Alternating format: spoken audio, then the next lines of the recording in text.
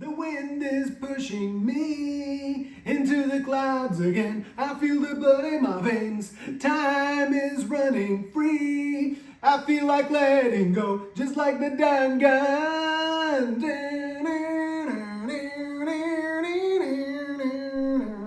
Hey, Rory. Hey, Gaijin, what's up? Hey, what's that music that you're humming? Oh, I was just humming the tune from the original main menu in Dragon's Dogma. It was Dong into free. Bro, that music was hype as all hell. I used to just turn on the main menu, just sitting there and listen to it before I started playing. Oh, man, I didn't like that at all. It was so out of place. I was actually happy when they replaced it in Dark Arisen. Rory? What are you doing?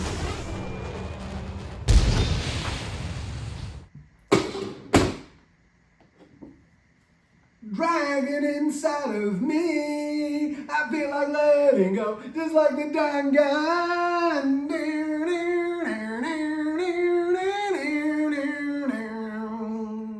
Shields up, Ironbreakers. Welcome to another Third Fleet podcast. Today's episode is going to be dedicated to Dragon's Dogma 2. I'm here with Gaijin Hunter. How you doing, Gaijin?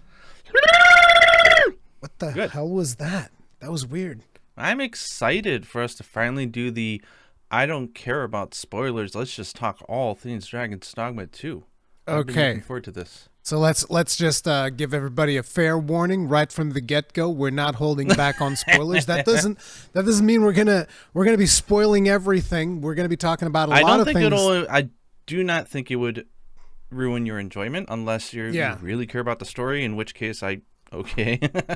If you care a lot about it, go for it. But like, we won't be like telling you like where stuff's located and like those types of tips or anything. But it's like we'll tell you when we get deep into story. But it's like we're not really gonna hold back. So there's gonna be just random spoilers coming out from places at some. Wait, we're gonna get deep into story because the game certainly doesn't. Damn, that is harsh. That is burn. No. That's actually a good thing. Already spitting venom.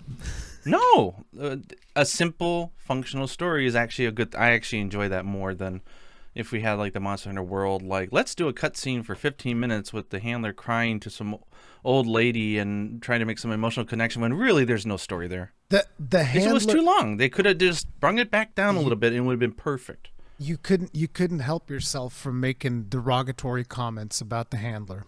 Right? Like, I like the handler, actually. I just thought the scene wasn't earned. But it wasn't earned. It was way too long. Anyway, that's what I mean. So, short. Before we wait a second. What? It's not the size that matters, right? Short doesn't mean bad. Short can mean good. That's like, sorry, I'm juvenile today. Let me get you. Like, listen, I got some copium here for you. This is a compressed air thing, but yeah, I got some copium here for that. No, but before we straight up jump in Dragon's Dogma 2, I want to ask you a little bit about the original because we had very different experiences with the original Dragon's Dogma, I feel like. So I played it back when it came out on the PlayStation 3. You played it, if I remember correctly, when it came out on the Nintendo Switch. Am I right? Switch, correct. Yes. So how did that even happen? Because I think it was one of those situations where you had never played it and somebody from Capcom was like, hey, Gaijin, here, have a code. Wasn't it something like that? They just like gave you a code. Similar, yeah. And then you just like wasted hours and hours just playing the I mean, it wasn't the original. It was Dark Arisen because it was the Switch version, right? Yeah. So like I know that I had bought it before on some Steam sale before and I tried it. And I think I didn't even get 30 minutes into the game, and I was just like, whatever. And I stopped playing it, and it just never hit my mind to try the game. I knew of its existence, but I thought it was something like, Elder Scroll or something, which I don't play those games. So, like, one time when I was bored, I bought the Elden Scrolls. I even have Skyrim, I think. I have a video on it on my YouTube, actually. And I tried it for like an hour or two, but, like, I just didn't get into it at all in the first hour. So I thought, okay, this is a Western looking open RPG, big world, walking simulator, not my thing. And so I just never thought to touch it. But then, like you were saying, when it came out on Switch, Socks over at Capcom was like, oh, with Socks. He's the responsible. Yeah, it was Socks, man. I owe him a lot. Yeah. He's like, yo, Gaijin, how have you not played this? Have a code. Play this thing.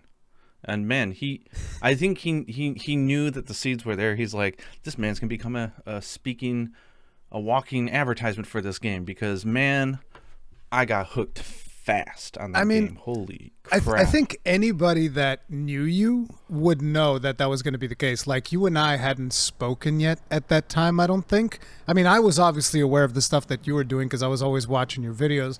But like, I was always of the opinion that, like, man, Gaijin would love this game. So Socks probably felt exactly the same way. So I'm just gonna give it to him, and I'm sure he's gonna do something with it. Yeah, I found love hard, and I ended up playing it obviously many, literally dozens of times on the Switch. Then I was so obsessed, I was like, I gotta play this on every other platform. So I got it on Xbox, and I played it on there. And then I got it on PC, and I played it on there. Then I went back and did another playthrough on Switch and came to the final conclusion that I enjoyed it most on Switch, which is Bizzare. Yeah, it's... I mean, it's just something, because I don't know, maybe it's because it's my first love. It's the first time I touched it there, and it's got a feel to it that it feels right to me. It's the thing is also because that port I felt was really good, whereas in very good. When I played it on PlayStation 3, like, the frame rate was extremely challenging. This was before Dark Arisen as well. But yeah, on the Switch, when I played it on the Switch, I was also like, bro, how is this game running like this on this hardware? This is absolutely insane. And it's not 60 and I didn't play it in FPS or portable anything, either. but yeah. No. I think it's just like solid 30. Super solid, and really good frame pacing and great.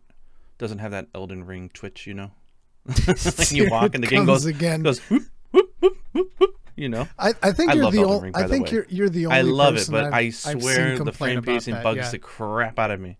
Yeah, we've talked about that at length. But yeah, so you played it on there, and the version that you played already had the Eternal Rift Stone, and then looking at Wikipedia's about how Dragon's Dogma 1 was versus Dark Arisen, which was like think like Monster Hunter 4 and 4 Ultimate.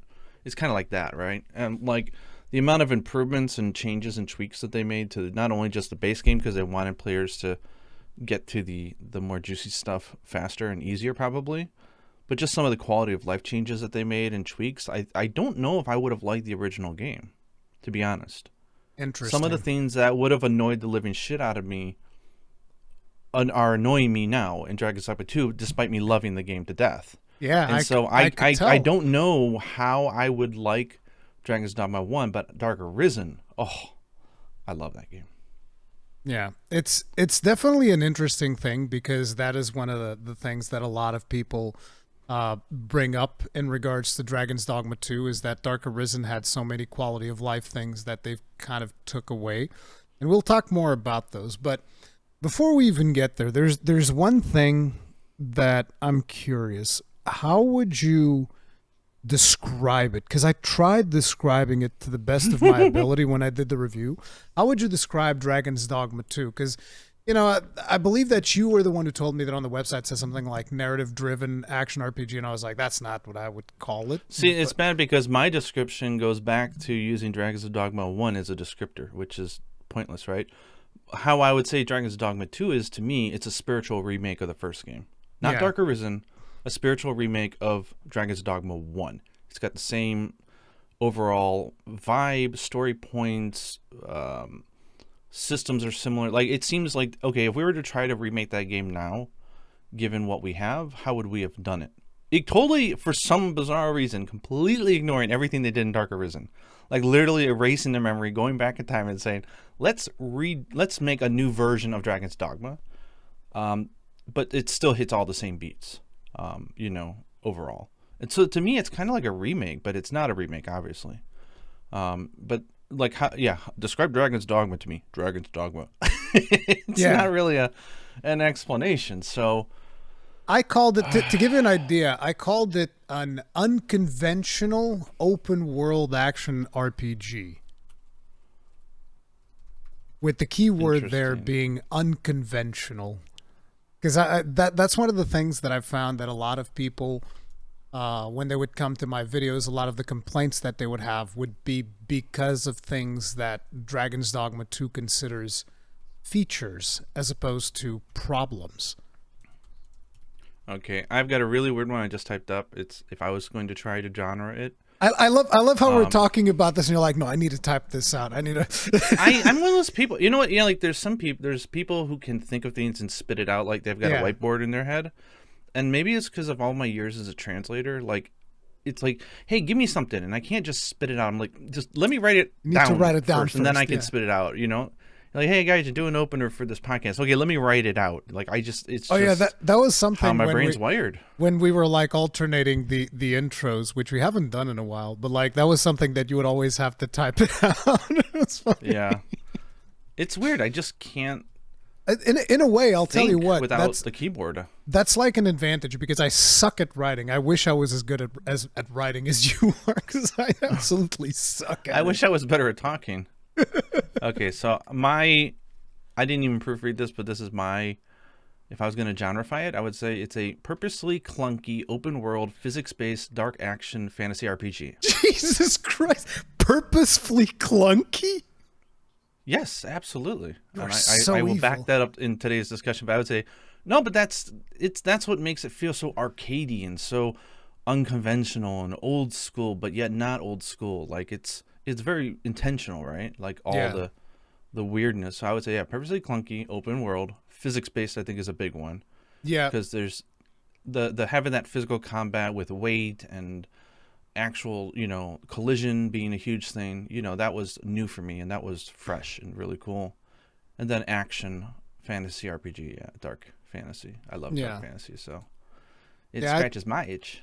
I would agree with that. So one of the first things was I was concerned because of the controversies that we had at the launch of the game, which there were plenty. There was plenty of drama to go around. I don't know how closely you followed that. I mean, I will say it's deserved. I mean, Capcom did it to themselves. It was really stupid.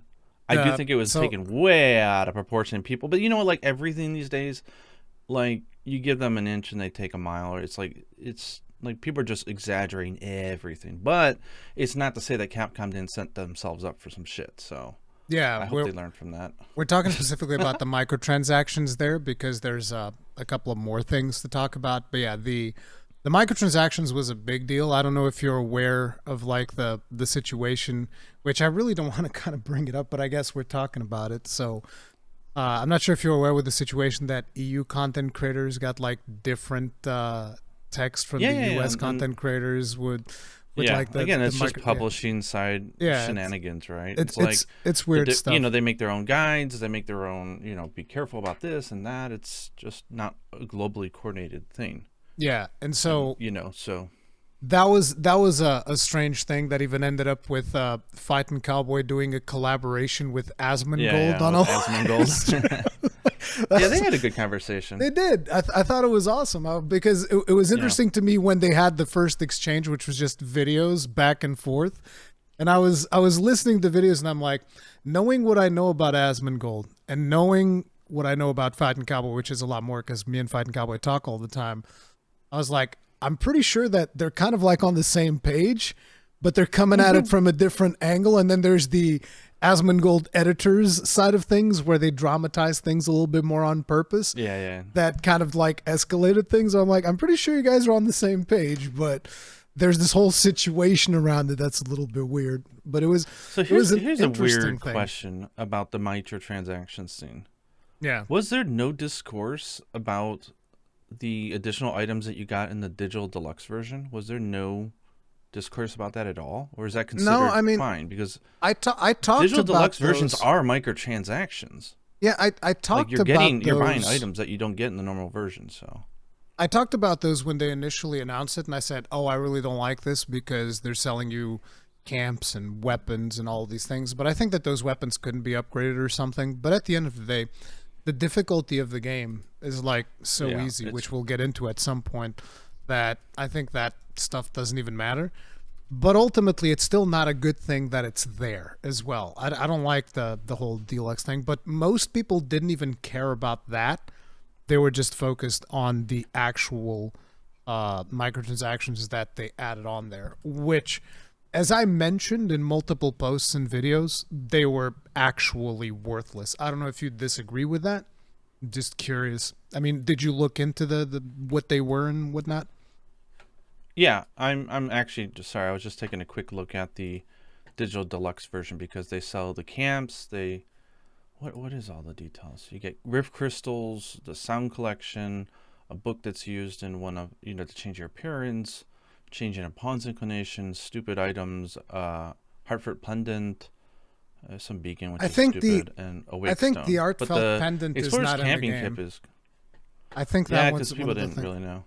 No, but I think it's just straight up not in the game. But at least I didn't find the heartfelt pendant. I don't think I found it in the game, if it even is. Yeah, there's rings. I don't think there's pendants though. Yeah, there's I think the they ring have the of exact same function. The ring of eternal bond. I found one of those, and you can buy another. I mean, I was able to buy another one. I don't know if you find it in the game because it's that the scrap store that sells you stuff that you've missed. Yeah, but even that, like, you could just grab a few flowers outside of a town, and boom, you've got 10 bunches of flowers to spam and make someone fall in love with you. I wish they actually allowed. And also, I'm sorry, your microphone's cutting out on Discord. I hope it's not cutting out on the recording as well.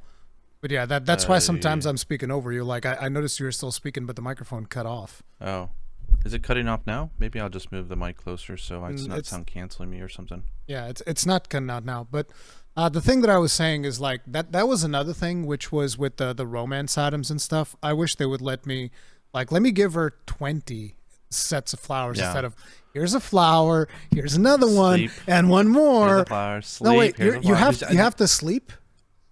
I don't want to go on the record and say that's the case, but people were telling me that I should do that. My surface temperature read is that you do, at least to a point, but the game's not very clear about did you hit today's max or what. So I wouldn't know unless you would hack the game. But I did notice that I was never able to get somebody, unless it was just like give them one item and they finally started blushing really comically red. Like unless it was that day, I've never been able to give multiple items and then have that happen in the same day. It's always been a new day. Yeah. So there's probably something to that. We'll get into more detail about romance because I have some stories that I want to tell you, but we were talking about the deluxe items. So yeah, there's something that I'm assuming does the same thing as the Ring of Eternal Bond in game. Yeah. Which is actually one of the items that is not in game. That was one of the ones that's kind of weird, but it's not really a big deal still.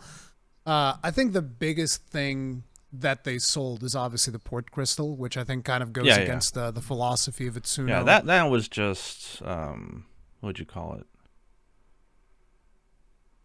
It's like shooting themselves. It's like shooting themselves in the foot because of what Itsuno said previously about you want to have a cool world that people want to explore. That's why fast travel is not as important. And then it's like, aha! But at the same time, here's a port crystal. Which and it stings because if you saw my preview of the game, I actually would love to retcon it and like redo it, but like that's the internet, you can't change your videos at the time. But almost all the source of my major frustration was because I was trying to do the Southern Hemisphere earlier than the game sends you there, and I can see now where it's not necessarily a good idea to bum rush it down there. But until I got that first port crystal, I was quite annoyed. So it makes it sting a little bit more knowing that if you had spent just a few bucks to get that one port crystal, maybe you'd actually you'd have less frustration, and that just screams oof. That just kind of like comes from the place of you rushing too fast because I never felt like I needed additional port crystals. Yeah. And this is even today though, I realize after all my playthroughs that the Northern Hemisphere is really kind of secluded in many ways, that there's a lot to do there before you move on. Oh yeah. And you're not supposed to, but the thing is you can, because it's an open world game. So to a truly adventurous spirit, you wouldn't know. And the fact that it makes it impossible because you start stuff when you get down there that you can't finish unless you just manually do everything, because they didn't put a damn port crystal in Batal, which is stupid. And because of that, my advice has always been get one port crystal, and then you're all good. Because all you really need is one port crystal, and the game is totally playable, in my opinion. Because I like the to difference have between the North and Southern is huge. No, I mean, yeah, you want more, but I mean, like, at a bare minimum, being able to go to either Batal or to Vermont, that is the base. See, the thing is, if you do the main quest, you get one port crystal before it's time to go to Batal, if I remember correctly. Because, Brant gives you one. I thought he gives it to you when it's time to move. Yeah, exactly. So if you do the main quest, which when means it's time that to go to Batal, you're going to have one that he's going to give you. Yeah, but like you're saying, if you wait until the time that you're going to Batal, that's already a very far half of the game. Like, there's a lot of stuff that occurs between the start of the game and when you go to Batal. It doesn't have to be, but again, we're like getting off topic. So microtransactions. Yeah, the port crystal was stupid. The port crystal was stupid. That's one of the things that I would say you should definitely not put that on there. The rift crystals was interesting because the rift crystals generated people basically saying that you need rift crystals to hire the sexy pawns. So somebody was taking like a screenshot of a super high level pawn that looked super sexy. And then they said, this pawn costs like the price of 3 games because they equivalent. Right there. Dishonest. Yeah. Exactly. I mean, the game doesn't, unless you go in there and manually jack it up to be like, hey, I'm level 5, give me a level 300 person. Yeah. You know, like, or you do something like that. Unless you manually jack it up, the prices are usually 0 or they go up by like 10, 20 crystals. Like just a little, like, I'll throw you a penance, you know, to give me a slightly more powerful character that I'm supposed to have. And that is built-in difficulty basically there, which is not needed because the game's not hard. But if you want to just, you know what, I'm going to do a dungeon, I just want it to be a real breeze. I'm just going to hire a fighter who's like technically 10 levels above me. You could do that. Yeah. And it doesn't cost money. And you can do what I did and spend a bloody ass fortune on someone who had a skill you wanted. And then the very next hour, I think they fell off a cliff and died, and like, it's all gone. Bye. And I'm like, that's the best part. The game knew it. Yeah, they bought them, and I couldn't bring them back. I was like, damn it. But you know, that's the fun point. And the other thing is, you can only buy 10,000 rift crystals because everything is limited in the amounts that you can purchase. Yeah. So you can only get like 10,000. And even then, 10,000 rift crystals is not that useful, in my opinion. But then people will instantly say, but you have an official pawn. You have like 500,000 rift crystals. Yeah, I do. Yeah, so let me say it. And I will say that everybody who has an official pawn can't talk about that. I'm sorry, you just can't. Because there's no way that you have... Oh my God, dude. Our connection is really bad again. I don't know what's going on. Give me just a second. I'm going to try to fix it. How do we change servers? Wait, I think you have to change it because we're on your thing, isn't it? We're on Japan. Are we? Yeah. I keep getting audio cutoffs for some reason. It's really your internet must be messing up. Okay, we are in Hong Kong now. How does Hong Kong feel right now? Let's see. Let's keep going. Yeah, but we were talking about that. I will say, you and every other person who has an official pawn has such a skewed, distorted experience when it comes to rift crystals that I think it takes me to say what I know that you want to say. And hopefully people will believe it, because Astarion, who I made, gets rented out maybe once a day, if I'm lucky. Like, so I'm not bathing in rift crystals like you guys are. So I'll say that, one, I totally agree. The amount of rift crystals you get in a general play, totally fine. It'll have all your needs. The only thing that they have, which is weird, is they have these like different, like 5 or 6 different types of glasses, like spectacles that you can put on, just fashion items. And for some stupid reason, they made them like ridiculously expensive. Like the nice glasses are like 9,999 rift crystals. I've only ever gotten 33,000 rift crystals in 164 hours of gameplay. So, I mean, for the completionist, yeah, that could be kind of annoying. But then again, like you said, you're not solving that problem through the monetization anyways. That's just a game thing. Yeah. And yeah, you could easily design a character that gets rented out a lot. Because there's always people at different levels, right? And when you rent a pawn, which is like every 2 levels, you pretty much swap out your pawns for new ones that are your level. Just do a side quest that makes them learn how to, you know, speak Elvish or something, right? Give that to them. Boom. They will get rented out. I guarantee you. You know, yeah, because everybody needs somebody that knows how to speak Elvish at some point in their playthrough. So there's like, I think I would totally agree that the amount of rift crystals you get in the game is totally fine. There is never a reason to buy them. And there's also but I think the amount that you guys get is disgusting. I mean, it's disgusting, but there's nothing to spend them on. Like, the most rift crystals I spent, because I'm not interested in the spectacles, so I don't even buy those, right? Yeah, there's nothing to spend it on. I didn't have to change my pawn's inclination because I played the game ahead of time with a straightforward pawn. And I was like, I don't want my pawn to be straightforward because the straightforward pawn is an asshole. Nobody likes him. He's an arrogant douche. I don't hire pawns that are not straightforward anymore. That are not straightforward? Yeah, they're the only pawns that I will hire for my melee classes. If they're melee and they're kind, get the hell out of here. Yeah, but I mean, you don't want kind-hearted. I think that for melee damage dealers, straightforward is the best. But the thing is, straightforward is so arrogant that I couldn't stand to hear them speak anymore. The way that they speak in the English version. It's like looking into a mirror, right? No. Yes, exactly. Reminds me too much of myself. Yes. I'm the main character here. No, but it was like, I knew that I didn't want him to be straightforward because I think the calm inclination is actually the best one if you want your pawn to be a tank.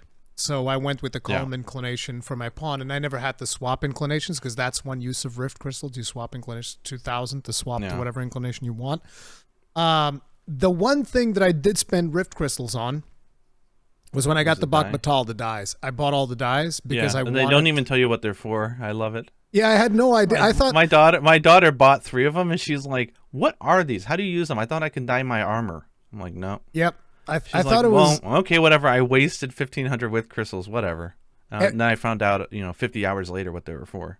Cowboy also thought that they were like an armor dye system because we spoke about it on the podcast, and he was telling me about the dyes. And it's mostly just to change your character looks, from what I can understand, because you give them to the barber.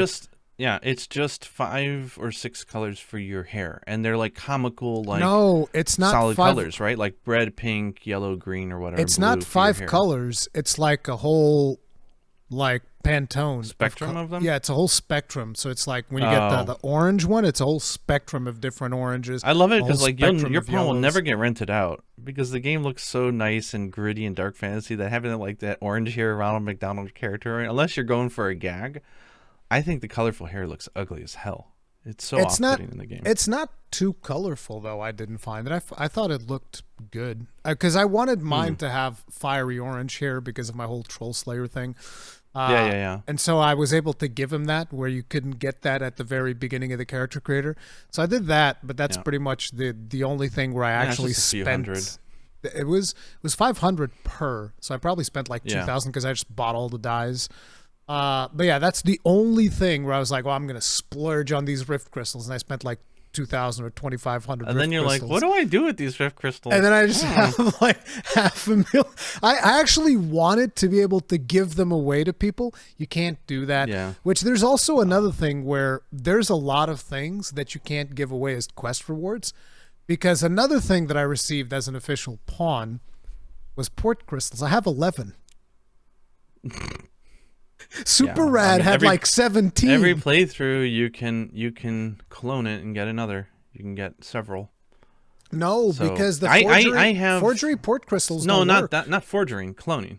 Oh yeah, through the Sphinx. Yeah. But the thing is, like, I don't even use. I think I have like 7, and I don't even use them all. I just take I think 4. I think I take 4 or 5, and that's it. And that's how I run the entire. I'm currently going through New Game Plus, and the only places I'm thinking of putting them is like we put one in the Elf place, put one in Bak Batal, and be put careful one in with the the Sphinx. Elf place.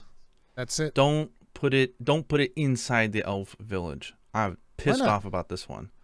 So when you put the crystal inside the Elf village, when the world turns upside down for the final phase of the game, it just takes away your port crystal and says, nope. Walk there, bitch. That's what it does to me on 6 playthroughs every single time. But if I place it outside the village, like next to a tree, totally fine.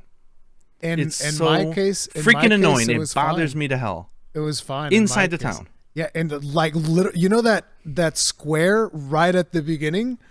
Right in the middle of there. That's where I put mine. I was like, is right here, right in the middle of the friggin' thing. Maybe yours was on what's water. Even more upsetting. Maybe if you put yours on the water, maybe that's no. Okay, no, mine was at the top, like on the path going into the village.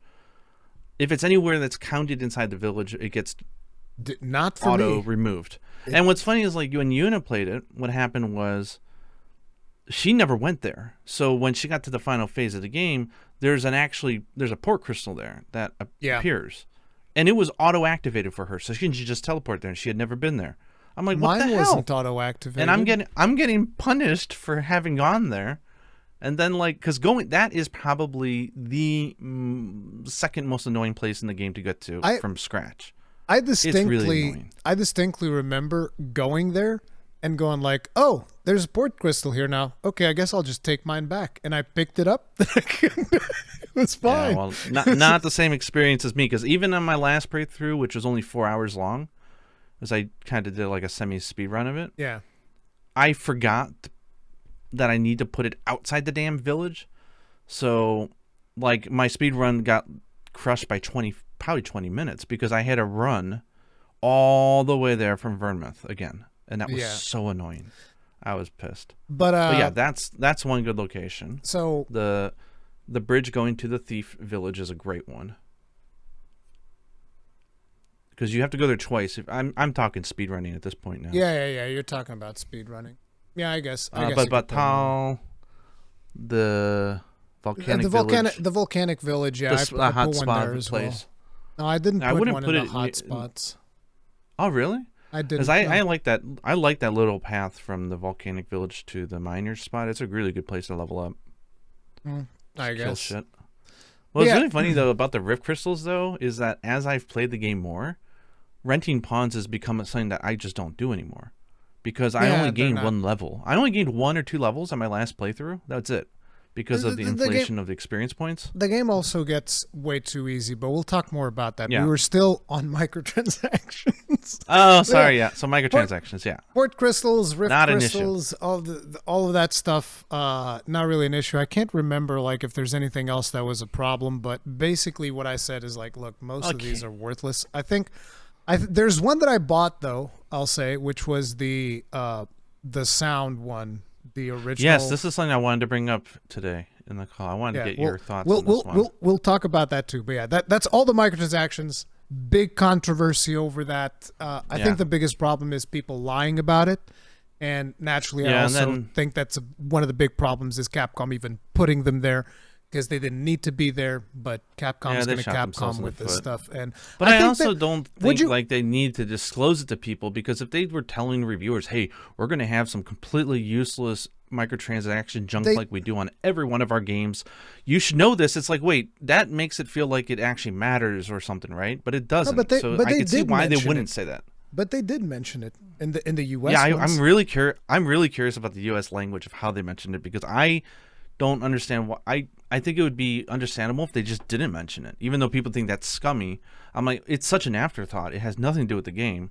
I can see why they wouldn't if that was the choice, but I think it's a good thing that they did, and I think that moving forward they will definitely continue to do it, because of the situation that happened where nobody talked about it, and suddenly it's like, surprise!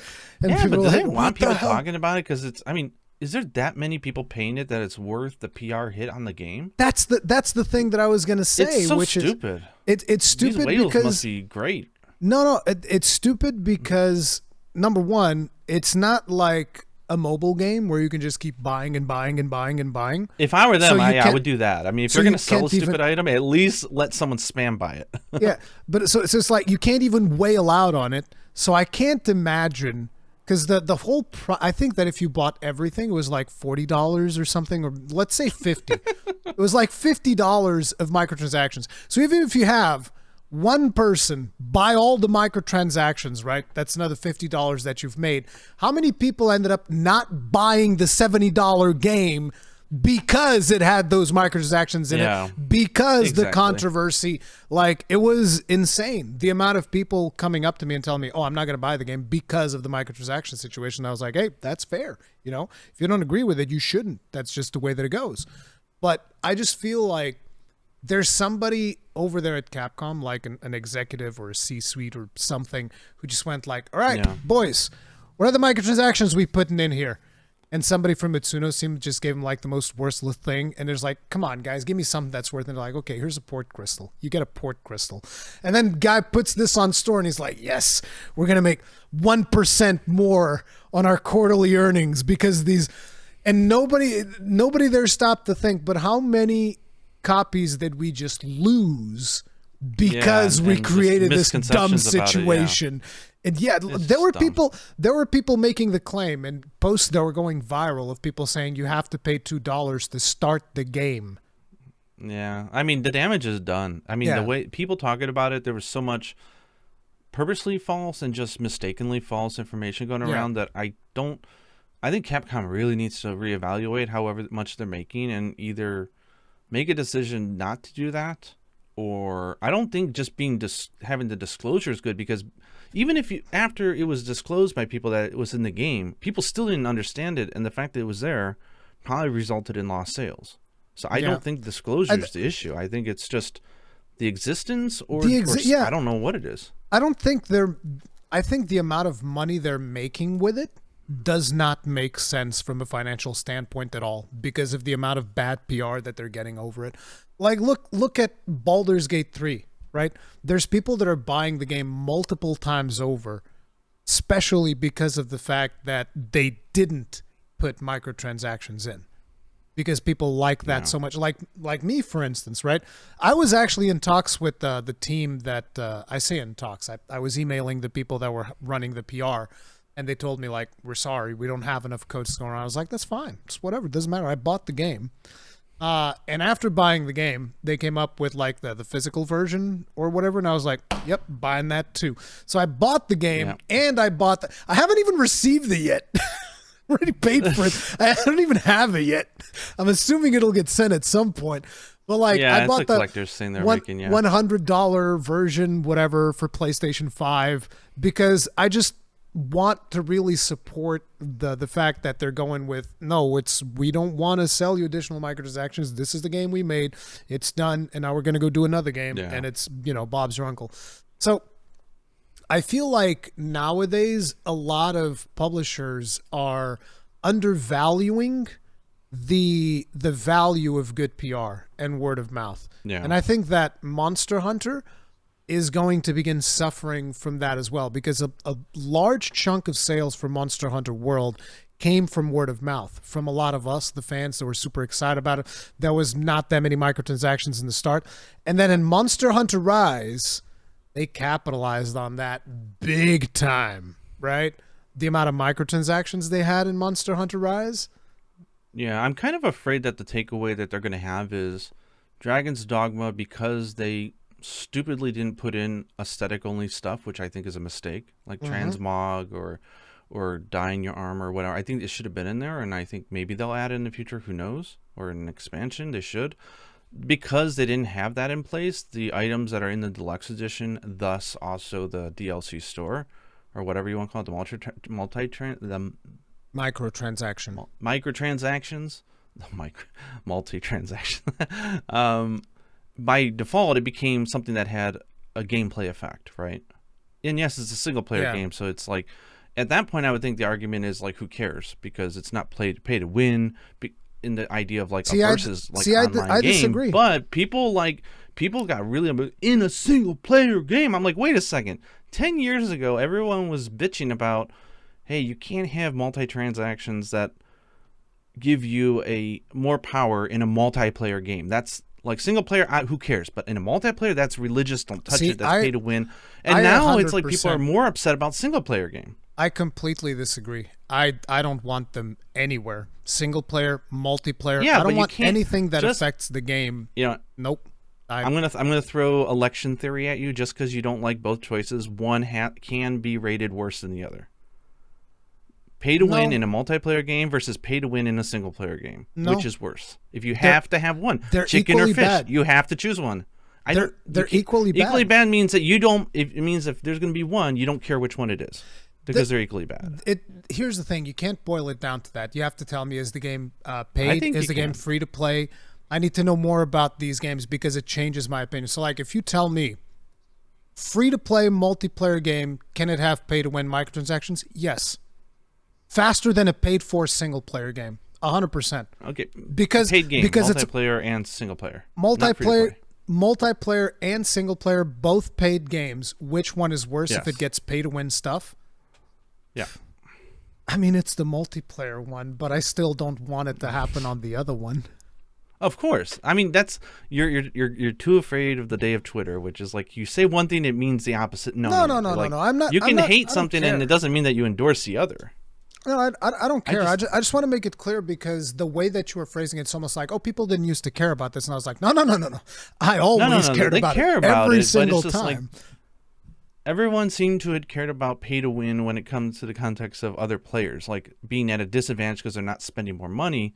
And then all of a sudden people are like up in arms about a single player game. I'm like, is it really single player, multiplayer, or is it free to play and not free to play? Like, which is it? You can't just say they're equally both. To me, everything that can be considered pay to win, and by the way, I do consider these microtransactions pay to win, which is one of the things that a lot of people you'll win with or without them, but they are going to give you an advantage. Exactly. That's the point. To me, anything that gives you any kind of an advantage, no matter how small it is, like the port crystal gives you a little bit of traveling advantage.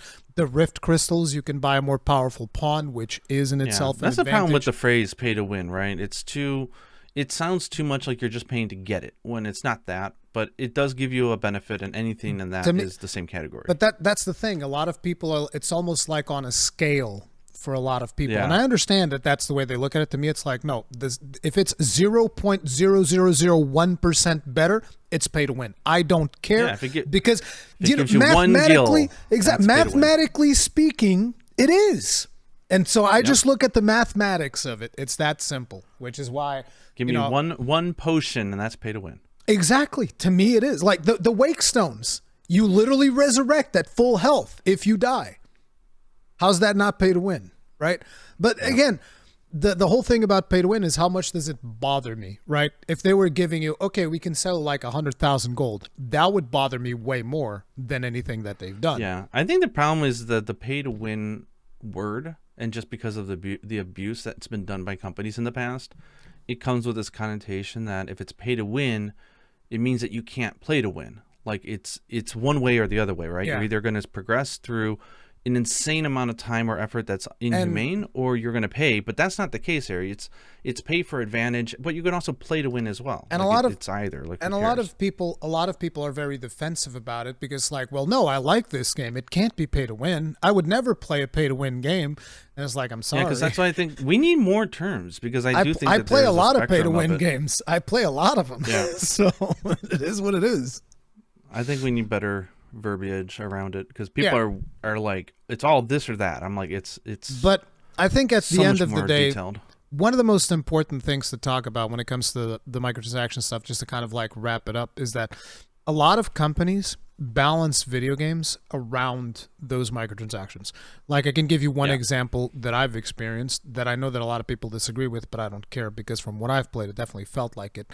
Where a video game definitely felt like it was balanced around its microtransaction store, that was Assassin's Creed Odyssey, which is also a single-player game, and it sold you an XP booster and a coin doubler and all of these other things, and it did so in some of the most predatory ways imaginable. It was really disgusting.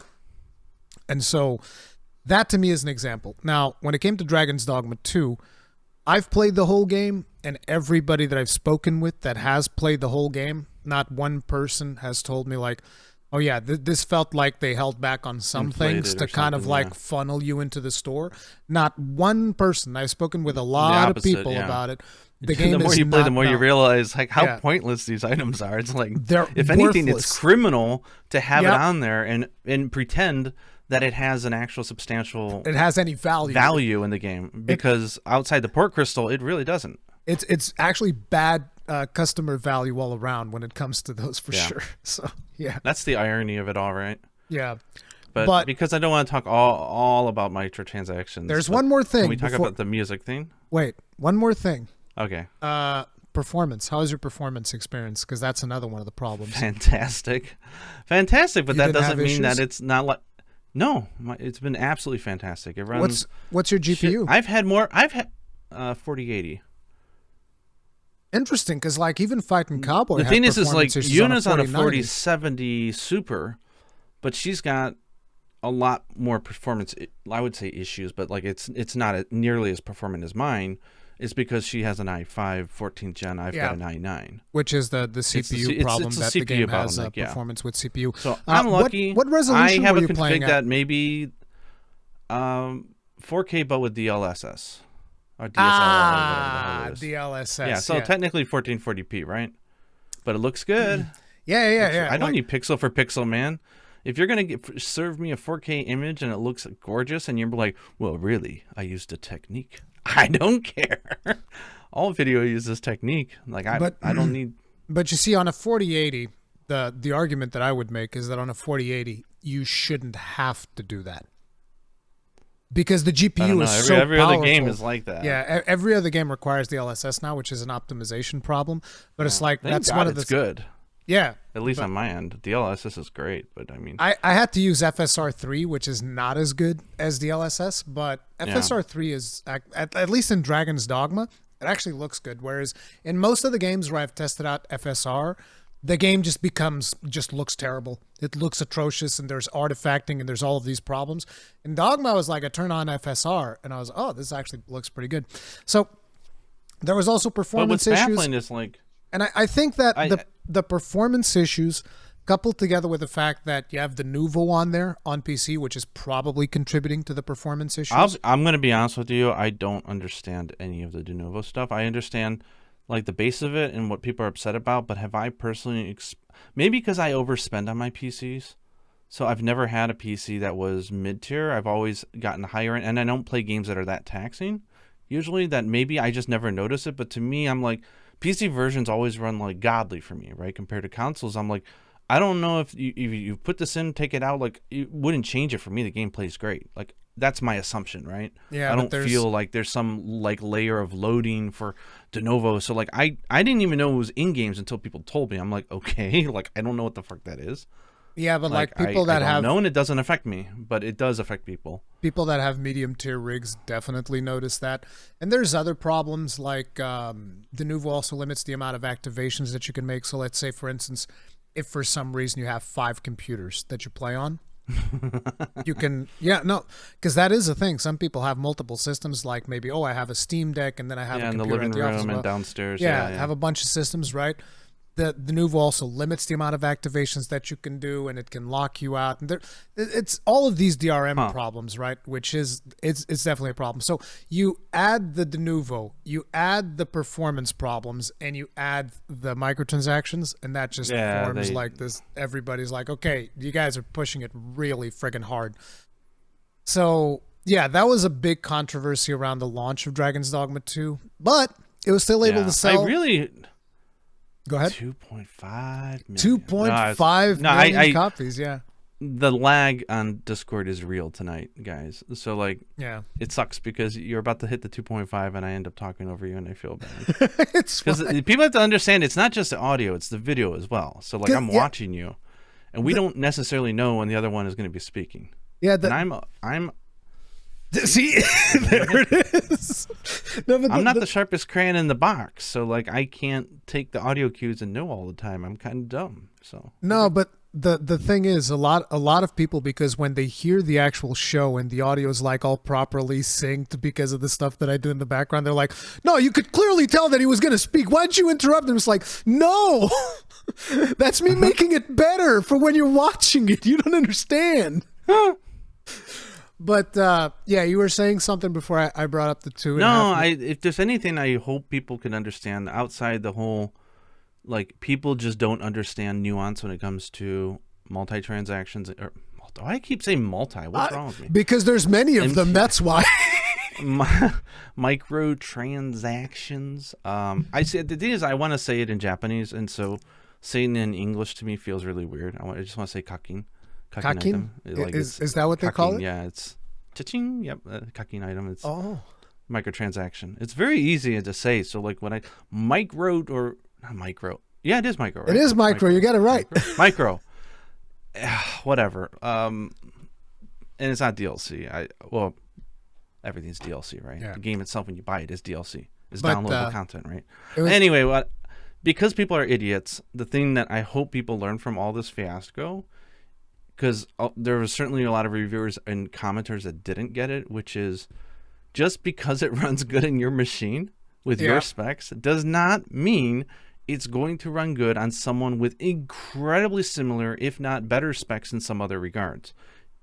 PC is a random shooting farm, right? You've got maybe a billion different combinations of like, this is a, I've got RAM from, this Taiwanese manufacturer paired with this cooler from Germany and this. And like, you have no idea the speeds, the voltage, the load, what's going on. Like, everything is completely different. You put it together. So you can only optimize a PC build so much. So I will sympathize with publishers in that regard, or developers, right?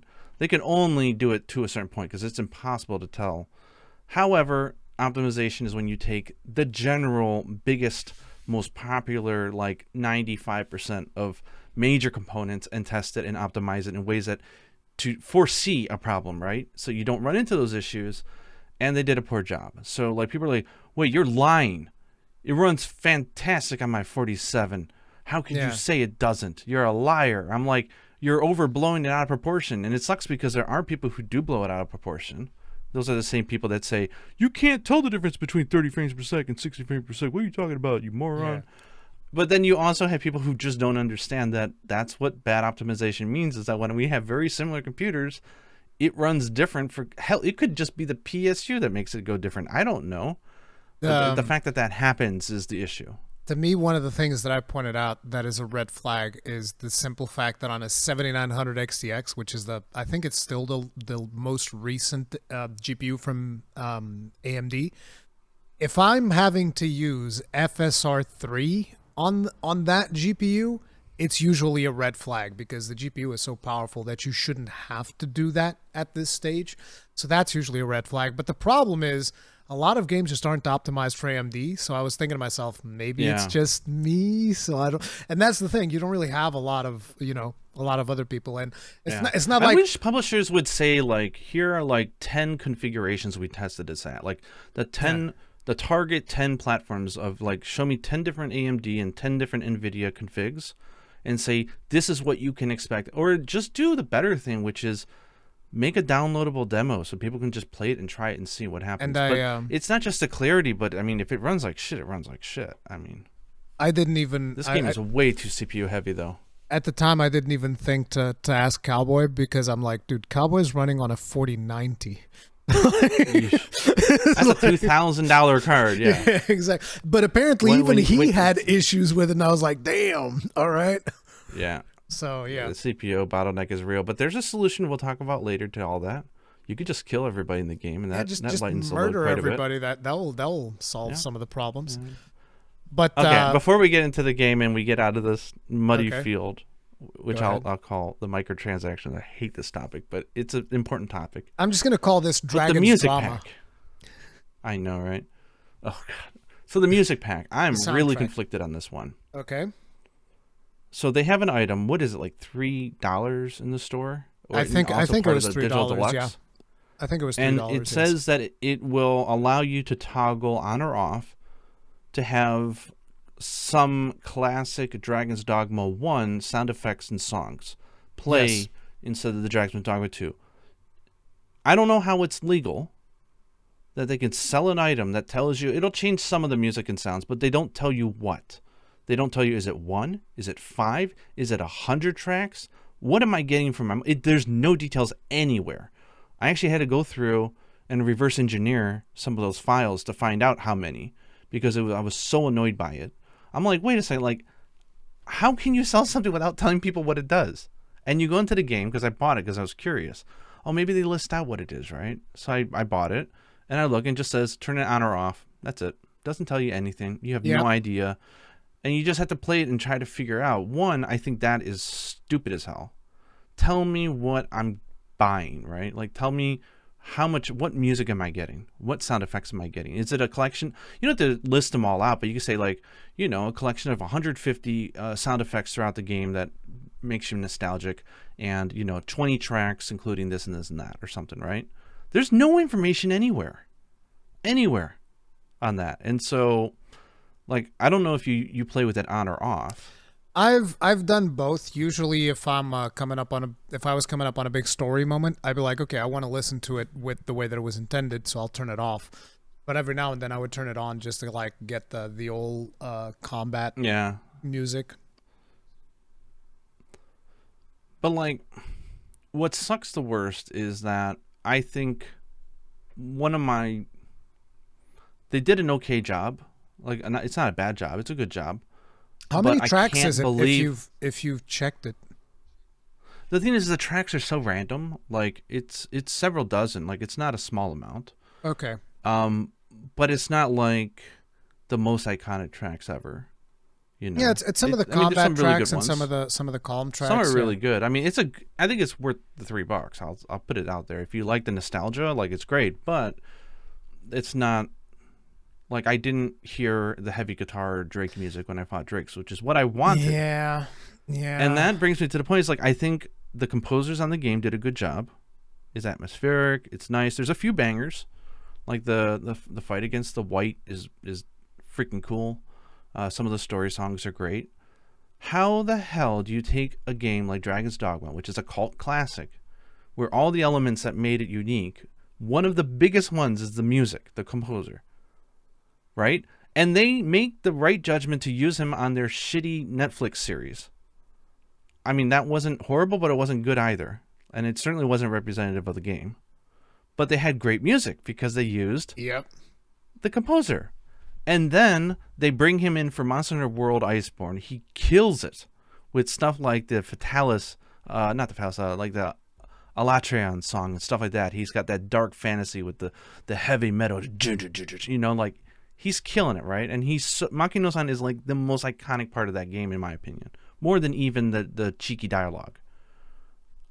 And they don't use him for this game. What the hell happened? That was I understand. Weird. Maybe he was busy, but I'm like, this is a span of 4 or 5 years. You should have found a way. Did you see the Davi Vosk video? When I saw it, it was after I was already complaining about it and thinking about it, and I said, finally, validation. Like, here we go. Like, even he. I was watching, like, the disappointment slowly set in. Yeah, it's like, this is good, but it's not like, where's the strong melodies? Where's the, it's ambient. Like, that was such a big part of the first game. I don't know why they wouldn't use him. It's a strange thing because it almost feels like they wanted to take a more safer, classical, traditional approach, like traditional RPG style. It's almost, in a way, when it came to the soundtrack, what I felt was that they were kind of like going more of a mainstream road with it, where it's like, oh, this is what people expect from an RPG like this. And it's like, you don't understand. The devil is in the details. We liked the first one because of the way it was, because it had Dangan into free. You should have licensed Dangan into free again. Put that in the title. I'm going to give you my worst take. I have to clarify, and this is a bad take. I know everyone hates me for it. I know. But I need to clarify what I'm talking about. Here it comes. I'm talking about Makino. I'm talking about his music. Okay, yes. The dark fantasy music. Everything but the title screen, right? Like, his soundtrack is amazing. He's an amazing composer. He is Dragon's Dogma. The fact that he didn't do it is no knock on Hori and the rest of the other composers. It just says, why didn't you use it? I mean, imagine if they made, like, it's just, imagine me making, listen, it's like me making a Third Fleet podcast episode without you. Aww. See, it's not the same thing. It's like, like, take Hans Zimmerman out of, like, movies that he scores, right? And it's not the same. Or something like that, right? This is to be real. This is the specific reason why, when I wanted to, go off and do podcasts and invite other people and whatnot, I was like, no, this is a different thing. It's a different project. Third Fleet Podcast is the two of us, and if somebody else is in, that's fine, but it's the two of us. And I kind of feel like that's one of the things that a lot of times people lose track of, because they're like, no, this project keeps going. This person gets replaced, and it's fine. It's like, no, it doesn't always work like that. Certain things only work with the initial chemistry.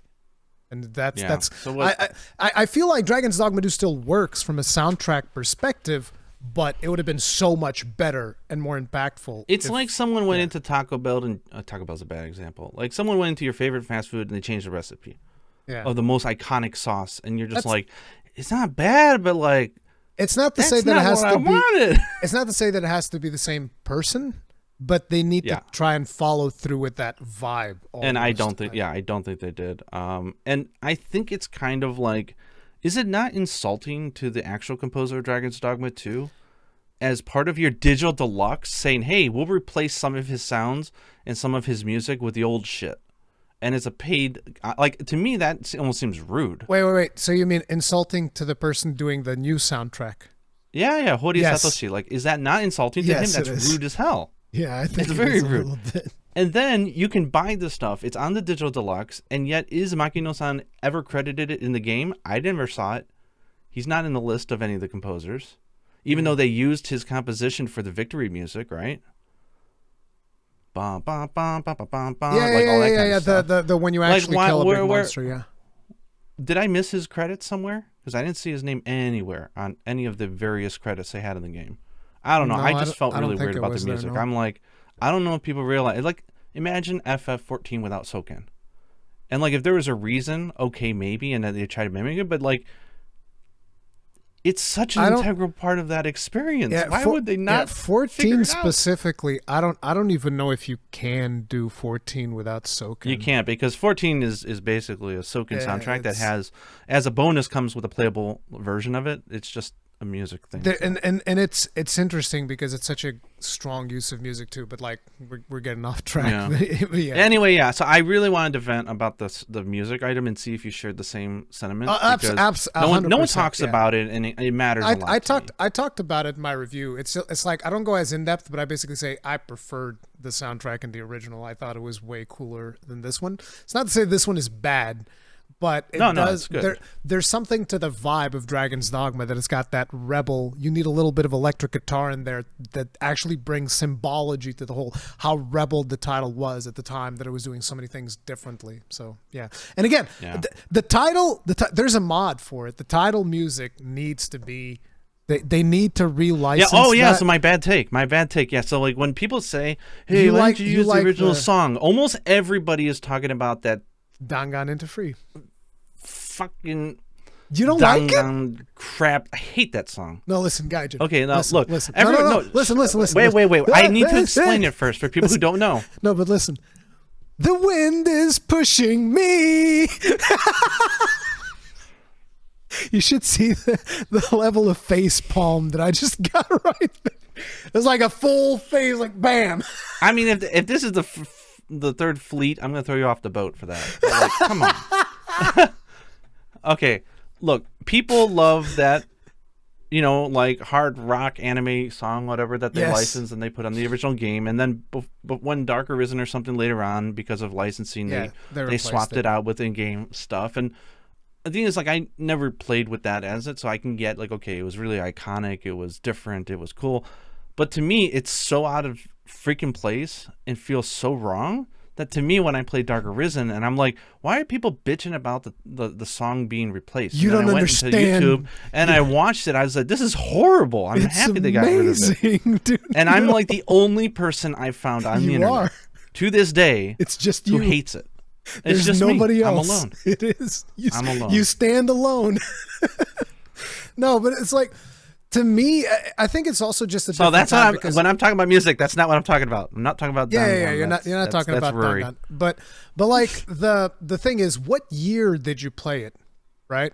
Because I think that's the important thing. Yeah. Let me actually. I'm actually curious. So, Dragon's Dogma release, and let me see if we can find. Okay, 2012. It was just like a different time. It was 2012 that it came out on PC. Let me see, Dragon's Dogma Switch release, and we can see what year it was. It was April 23rd. But I don't even like the song. I don't even think it fits the atmosphere at all. Wait, what the hell? Is AI taking over? It says that it's April 23rd, 2013. What? No, 2019. 2019. So it's like 7 years later. It was a different time, Gaijin. So it was way cooler back then. To me, what it did for me is it just made me really hyped to go play the game. Like I would sit in the main menu and listen to it every time before I jumped into the game. That's how good it was. It was really good. Well, I mean, I feel bad for those who like the song. That's not what I'm talking about, and I have to be clear about that because I really, it feels so out of place for me that I just don't like it. No, but it is out of place. But that's the thing. It's what I'm telling you. Just like the game itself is out of place. That's the whole point. I don't know. It was just a different time. It was fantastic. Hey man, I love my Makino-san. I gotta have his music on all of it. I don't want nobody else on it. Yeah, I mean, right now I just have the tracks on. I haven't swapped the actual sounds because I think the sounds sound good. I don't have an issue with that. Yeah, I mean, you would be hard pressed to notice identify which ones were like, oh, it sounds retro. But even then, I'm like, man, the sound director who worked his ass off to make those sound effects, like that's so rude. Just having people swap them. Just swap that. God. And not to mention, like the one of my favorite sounds in that game is just whenever you trip a Cyclops and he bashes his head across the mountain, it almost sounds like the part break sound in Monster. Just like it just busts his face. I'm just like, yes, that's what I want. More of that. I live for that. As a matter of fact, can I have part breaker in Dragon's Dogma 2? That's what I need. My favorite sound in Dragon's Dogma is definitely that sort of like coin in the pot type of when you pick something out of a chest. That like it like kind of thunks. It feels like a really heavy coin going into a well or something. Like it's so arcadey. I love it. It's awesome. So now we can talk about the game. Now we can talk about the game. So I guess we can start by talking about the traveling, because this is something that I know you have a lot of things to say, because you were talking to me before the game released and you were just like, oh, I'm having all these problems. I'm lost and I'm dying and the game is taking my health away and I hate this. This is so bad. So tell me more about let's hear those stories now. Yeah, so I mean, I don't know the general, like I know everyone hates IGN and I know people don't like Kotaku. I'm getting this vibe that people don't like Fextra Life for some reason.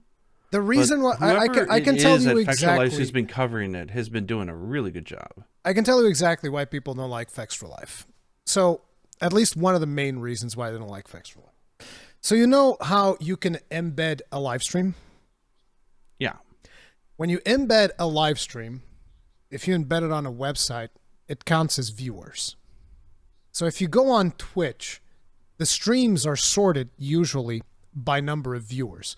So if you go to a certain directory and there's somebody streaming and they have like 20,000 viewers, they're probably going to be at the top of the directory. So they're going to be the number one choice, and that makes them more popular and they can get better deals, stuff like that. So the reason people don't like Fextra Life is because they embed their stream on all of their wikis, and it's just playing. Oh, they stream? Yes. And it's just playing. Oh, I thought they were just a wiki site. No. So their video is just playing in the background, muted, and it's just accruing thousands upon thousands of people watching. I see. And then, other streamers and personalities and whatnot, they see that and it's like, this is just basically view botting, because the people in the wiki, they're not really there to watch the stream. They're there for information. Video, And so this has been something where a lot of people get upset over that. But there's more, like there's people that criticize the quality of certain wikis because they're also doing wikis in large part because of SEO, because, they get tons of traffic that way. And, there's a bunch of stuff. Okay, well then I'll take the L to blow a little bit of love to them. Whoever's been covering their Dragon's Dogma 2 has been doing a really good job. I like their videos. And they had a review that was sent out about like after 240 hours playing it. Yeah, and I think they summed it up really good, which is like, I've noticed that all my incredibly infuriated, confused, and upsetting problems slowly go away as I get deeper in the game. And it's not because I understood the game better. Some of it, not all of it. It's because they naturally go away. Like, they start you with a huge handicap at the start, I think. And it gets easier and easier. Except for when it comes to fast travel, I do put my stake in the ground and say, you made an open world game, and I went down south, and the game most certainly wanted me to get a port crystal before I went down south, and they should have put one in Batal. If they did it, that would have solved so many of my issues. I still do not agree with the idea of the lost health system. I think it's stupid. Like, when you die, or like when you get hit, your maximum health goes down, right? I get that, and that's fine. So let me rephrase this. I think that system's cool. It makes sense. It's immersive. It's realistic. It feels right, and it makes sleeping at it in a very meaningful thing. However, when you die and you reload from that point, the last point that the game saved, they're not actually reloading the game from when you just saved. They're docking you an additional maximum health than what you had at that point when you died. That is cheating. I think that's annoying. I think that's awesome. Awesome. I think it's stupid as hell. I mean, the game only gets easier and easier. It only serves to frustrate people in the first 20 hours. Yeah. Why would they do that? That's just a horrible onboarding experience. Here's the thing. Just because the game gets easier, which I think is not intended, I don't think the game is intended to get as easy as it is right now after you finish the game, because basically if you play a sorcerer, if you get a good sorcerer pawn that somebody made, that sorcerer will be like, oh, is that a Drake? Maelstrom, it's dead. And if it doesn't die in one Maelstrom, it'll definitely die in two. I think the game was meant to be this easy, because otherwise how could you possibly design the Trickster vocation, which is dependent on 3 pawns being able to do the entire battle with you acting as the cheerleader? That doesn't work if the game is not essentially not that hard. It doesn't work, because otherwise they would have put an ability on the Trickster to raise them if they died. And there's or healing. There's nothing like that. But the idea is that I think you don't let them die as the Trickster. Because you have no control over that. Yes, you do. You have a tanking. You do, but you have a tanking effigy. What do you mean? You have all the control. You have a tanking effigy. You have a skill that interrupts pretty much everything. That, like, you know those drakes that do the big meteors and stuff, which is like the deadliest thing for pawns. I can just tell them, no, you stop casting that. I don't want to deal with that spell, and they don't cast it. I can interrupt them. That's the deadliest spell in the game. I can just be like, no, I don't want it. What skill are you Dragon doing Roar. that to interrupt it? The Dragon Roar interrupts that. That works on drakes? Yes. I've used it and it never did it for me, damn it. Yeah, God, it definitely works. Like version than yours? I don't know, dude. Like, I did this on stream because it was funny. Somebody was even making fun of me because of it. But we'll talk more about the the pawns. So I just think I do think the game was not meant to be super challenging, at least in its current incarnation. Yeah, but so I don't know why that system is good. Explain it to me. The loss gauge. So one of the biggest problems... The loss gauge, not in general, but in the context of it docking you when you die. Yeah, and exactly. you have a game over. One of the biggest issues that I had with not just with the original Dragon's Dogma, but it's the original Dragon's Dogma as well as traditional save systems, which I know that a lot of people don't agree with me on this, which is fine. But like, once I played Dark Souls, I always wanted every game to do what Dark Souls does, which is, don't give me manual save, give me a penalty for messing up. So like, if you die in Dark Souls, you lose your souls and you have to go get them back. That's the way that it works. If you die twice, you lose those souls forever. And then you keep losing more and more the more you go. So, you know. But what if, to me, the way that it is like, what if you died, you lost your souls, but then they dock your max health on top of that? That's what it feels like to me. That's fine. That was Demon Souls. You would lose your max health too, because you were... Jesus Christ. And actually, Demon Souls was worse, because if you died when you were in human mode, then your world tendency would shift darker, and then mobs would have more HP, and you would also lose a little bit of your health and all of that stuff. Dark Souls 2 also did the consistently losing health up to a certain point. So I understand that this is not a popular position, but one of the things that I always wished for both the original Dragon's Dogma as well as Witcher 3 is like, I don't want to have to think about when was the last time I saved. I hate that, because it feels like cheating. To me, that is what feels like cheating. It's like, oh, let me just quick save, And then if I die, it's all good. I can just keep going. So the way that they've implemented where it's like, hey, you can keep going, but I'm going to keep docking you every time that you mess up. To me, that's a better system. And I know that I'm never going to get people to agree on that. I'll give you a what ifism, like hypothetical. What if when you died, you don't lose your progress or your items, but they do send you back to the last inn that you slept at? Not your last save there, but they sent you all the way back to town. No. Why not? That's punishing. Yeah, it is, but that might be too punishing. Because, like, what if I walked for like 20 minutes or something and I'm halfway to my destination and all of a sudden, hey, you died. And this is where I need to bring up the point that was frustrating the hell out of us. You didn't go adventuring down in the southern hemisphere in the first 20 hours of the game. That's the difference. No, I didn't. If you go down to the southern part of the game, which was unintended, I have to say that. When my daughter was playing it was unintended because she was at the checkpoint town. She walked forward. They threw her in jail in Bucktal, and she couldn't get back to Vermouth. Oh. And when every single freaking riftstone in the desert is covered with wolves and enemies.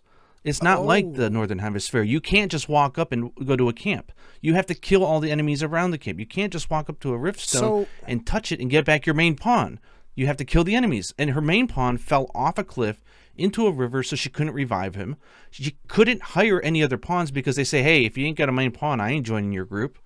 And so she's left alone trying to find her way back to Batal, or anywhere for that matter. But wait a minute. And she can't use any rift crystal or camp. So she went to jail in Batal.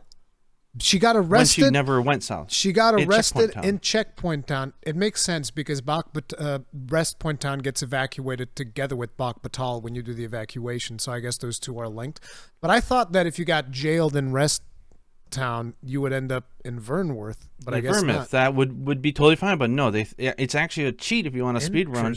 You can get yourself down to the southern part without having to do that whole cave run. Yeah, because it's a faster way to do it. I was about to argue with you that, like, hey, you didn't just go to south accidentally, because on one of the routes there's some really tough monsters on the way. Yeah, the other route, you have to do movement shenanigans to even go up the thing to be able to go to the because there's like in which case I would agree with you. I'm talking about like you could just accidentally go there if you get jailed. Yeah, but it's like for those of you that it's not even just jail. Like if you don't know any better and you just jump in one of those carts that are going through the gate, you wouldn't know that you're not allowed to go through there. They don't flag you. You can jump on a cart and go through the gate? Yeah. And you can just be standing there. You don't have to hide, and they'll just let you right through at the beginning of the game. They don't care. There's two carts, right? There's the ox cart, and then there's like the rich people going back home, right? Yeah, I'm with them. And if you hop on, if you just jump on there, you just go right through. It doesn't matter. The game doesn't act any differently, or it doesn't care. That's really cool that you can do that. But yeah, I like that. But just for context, for people that don't know, because who knows how many people are at what point in the game, there's 3 different ways that I know of to get into Batal. One of them is through this waterfall location. And the reason I say you don't really go there accidentally is because I tried. And there's these roly-poly dudes that are way tougher than usual that are going to kick your ass. After them, there's a Minotaur. After that, there's a Chimera. After that, there's another Minotaur. And these are just going to like trek too. Absolutely destroy you. Oh, wait. Then there's the harpies when you're on just like a thin piece of rock going across a ledge and they try to throw harpies. You off. There's harpies as well. So this is a really tough path. The other path that you can go through, that's another one of the things, is the Guerco Mountain Path, which is a cave system that you can tell that you're not even supposed to go that way. But if you make use of movement abilities, like say, in my case, it was Mystic Spear Hand, but you can also use Mage and Sorcerer to like levitate your way and go up this. I mean, I wouldn't say that it's unintended because it's not tall enough to prevent you from using it, but it's more like the developers are giving you the choice to do it if you know how to abuse movement things. So you can kind of like brute force your way into Batal. But the 2 times that I did that, I instantly noticed that like, okay, there's too many things here that are beating the crap out of me. This is not happening. And the other time that I did it, and I eventually ended up on the side of Batal, I noticed like, whoa, these goblins are way tougher than the stuff that I'm fighting right now. Yeah, so I probably don't want to be 10. Yeah, I probably don't want to be here yet. So I backed off and went back and did some more stuff up north before I passed through. We didn't have that option on her game. So she got jailed in Batal. So how did she escape jail and ended up outside the city? Because she just had to go back inside the city and go to the Riftstone because there's a Riftstone there in Bak Batal. Yeah, so the thing is, she escaped. She was running for her life. She didn't know what was going on. And so she actually accidentally ran out of town. Okay. And then she found herself lost back in the desert. She tried taking the lift to go back, but the harpies just fucked her. She couldn't do it. It was way too much. They would destroy the cart every time. And then she got far enough running away from enemies that were killing her over and over again. And remember, because your life goes down every time you game over, she's getting one-shotted by everything. Yeah, because so she died maybe 60, 70 times, right? And so we would start with about that, like 10 health. So she'd be one-shotted by a dog, okay? And the thing is the game auto-saves profusely. Like it's constant, right? So we got in a situation where we finally found a camp or a riftstone, and she's like, oh, I could sleep there and get back my health.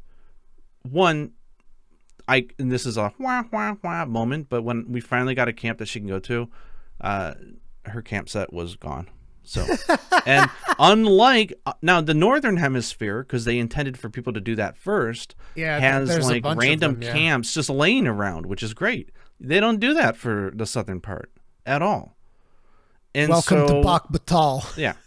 So we're like, okay, well, we got to get back to town, right? Couldn't do it because she had no pawns, no assistant pawns. Everything died, right? And then when she restarts from her last save, she's got like a sliver of health. And it would autosave in the middle of battle. So she would like start with a wolf pouncing at her. And if we just had to keep doing it over and over again until finally we were able to evade the jump attack, and then we can start running. And any riftstone we couldn't use, any camp we couldn't use because she couldn't kill anything. She was like level 10. And finally she gave up, and she was gonna stop playing the game. And then I didn't want that to happen because she had so much progress. So I took the reins, and it was a pain in my ass. I was letting you and even Cowboy. I was furious, and I finally got back to. This is when for context, guys. This is when Gaijin goes up to me and messages says, "I hope your save gets fucked." Yeah, I was really upset. Yeah, because I was like, "I'm having so much fun," and he's like, "I hope you get fucked." Like real toxic, bro. What the hell? Yeah. So I ended up getting back there, and I think what I did was I ended up just selling as much random stuff as I could, and I bought one of the 10,000 gold fairy stones and used it to get back to Vermouth. The Vernworth. And then okay, we're back to the game now after 5 hours of what the hell was that? Yeah, she had Trickster unlocked really early. But you also had problems in your own playthrough where you were like, "Oh, I'm getting stuck. I'm dying." Yeah. All of these things. I didn't have problems with the dying part, but what I was getting really upset about was the game has such a clear distinguishing, like we're talking about, between the northern and the southern hemisphere. Yeah.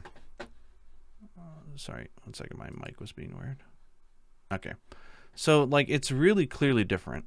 And there's so much to do in the upper part. And when you go down to the lower part, a lot of quests actually get, like, there's changes, right? Like, you're moving forward the story of the game. Like, different things become available. I don't know if it triggers anything specific when you go down there. The thing is, like, when the quest list is timed, they'll tell you, hey, this will expire.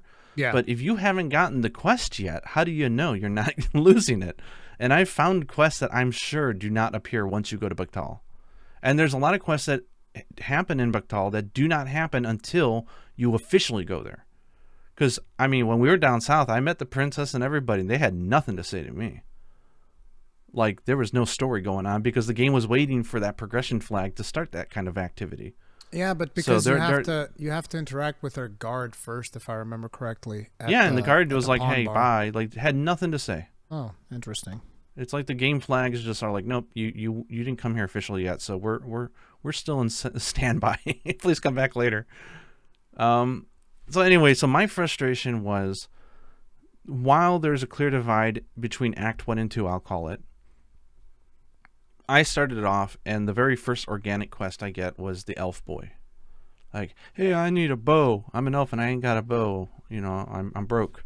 And then you loan him a bow. And then he's like, yo, man, come help train me with the bow. And you're like, yeah, I'm going to go help with it. And you go up there. And I love it because I think it's the best and one of the only fleshed out quests in the game. I think everything should have aimed for something like this, right? So you go up there and you talk to him. You help him. You have to be an archer. You help him train.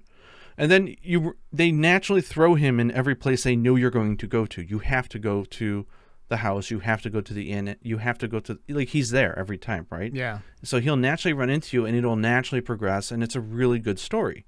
Like, I really like the whole idea of, like, he shows you how to get to the elf whatever town. And like, he also works out really nice, right? He also starts the elven quests, I think, when you go there with him. Yes, and that's where I got really pissed off. So, like, sister. I get to the first main town, Vermouth, right? The very first quest line I start interacting with is this one. And there's nothing that, like, hey, come back later or whatever. It's like, hey, things are going on. I want to see his journey, right? Yeah. And then you go on all these adventures, and then they go, okay, we need to heal this tree. Oh, I don't know what this thing's called. You got to go find it. And what the game doesn't tell you, the game is telling you have to go all the way down to Bakhtal in order to advance the next stage of this quest. Now, no, the game does tell you. The game tells you we need a blacksmith. Well, I guess it just says we need a blacksmith, a dwarf. No, we need to. No, it says we need to figure out what the name of this thing is called in non-Elvish, and then you got to find a person who can prepare it, and it's all in Bakhtal. So I'm like, okay, so this quest is. I think the Elven Village is great, and the location was fun to get to the first 10 times maybe, but like it's so far out from any town that you can use an ox cart from. Yeah, that's the point. Like, they're isolated. Okay, well, there's an in-game reason for it.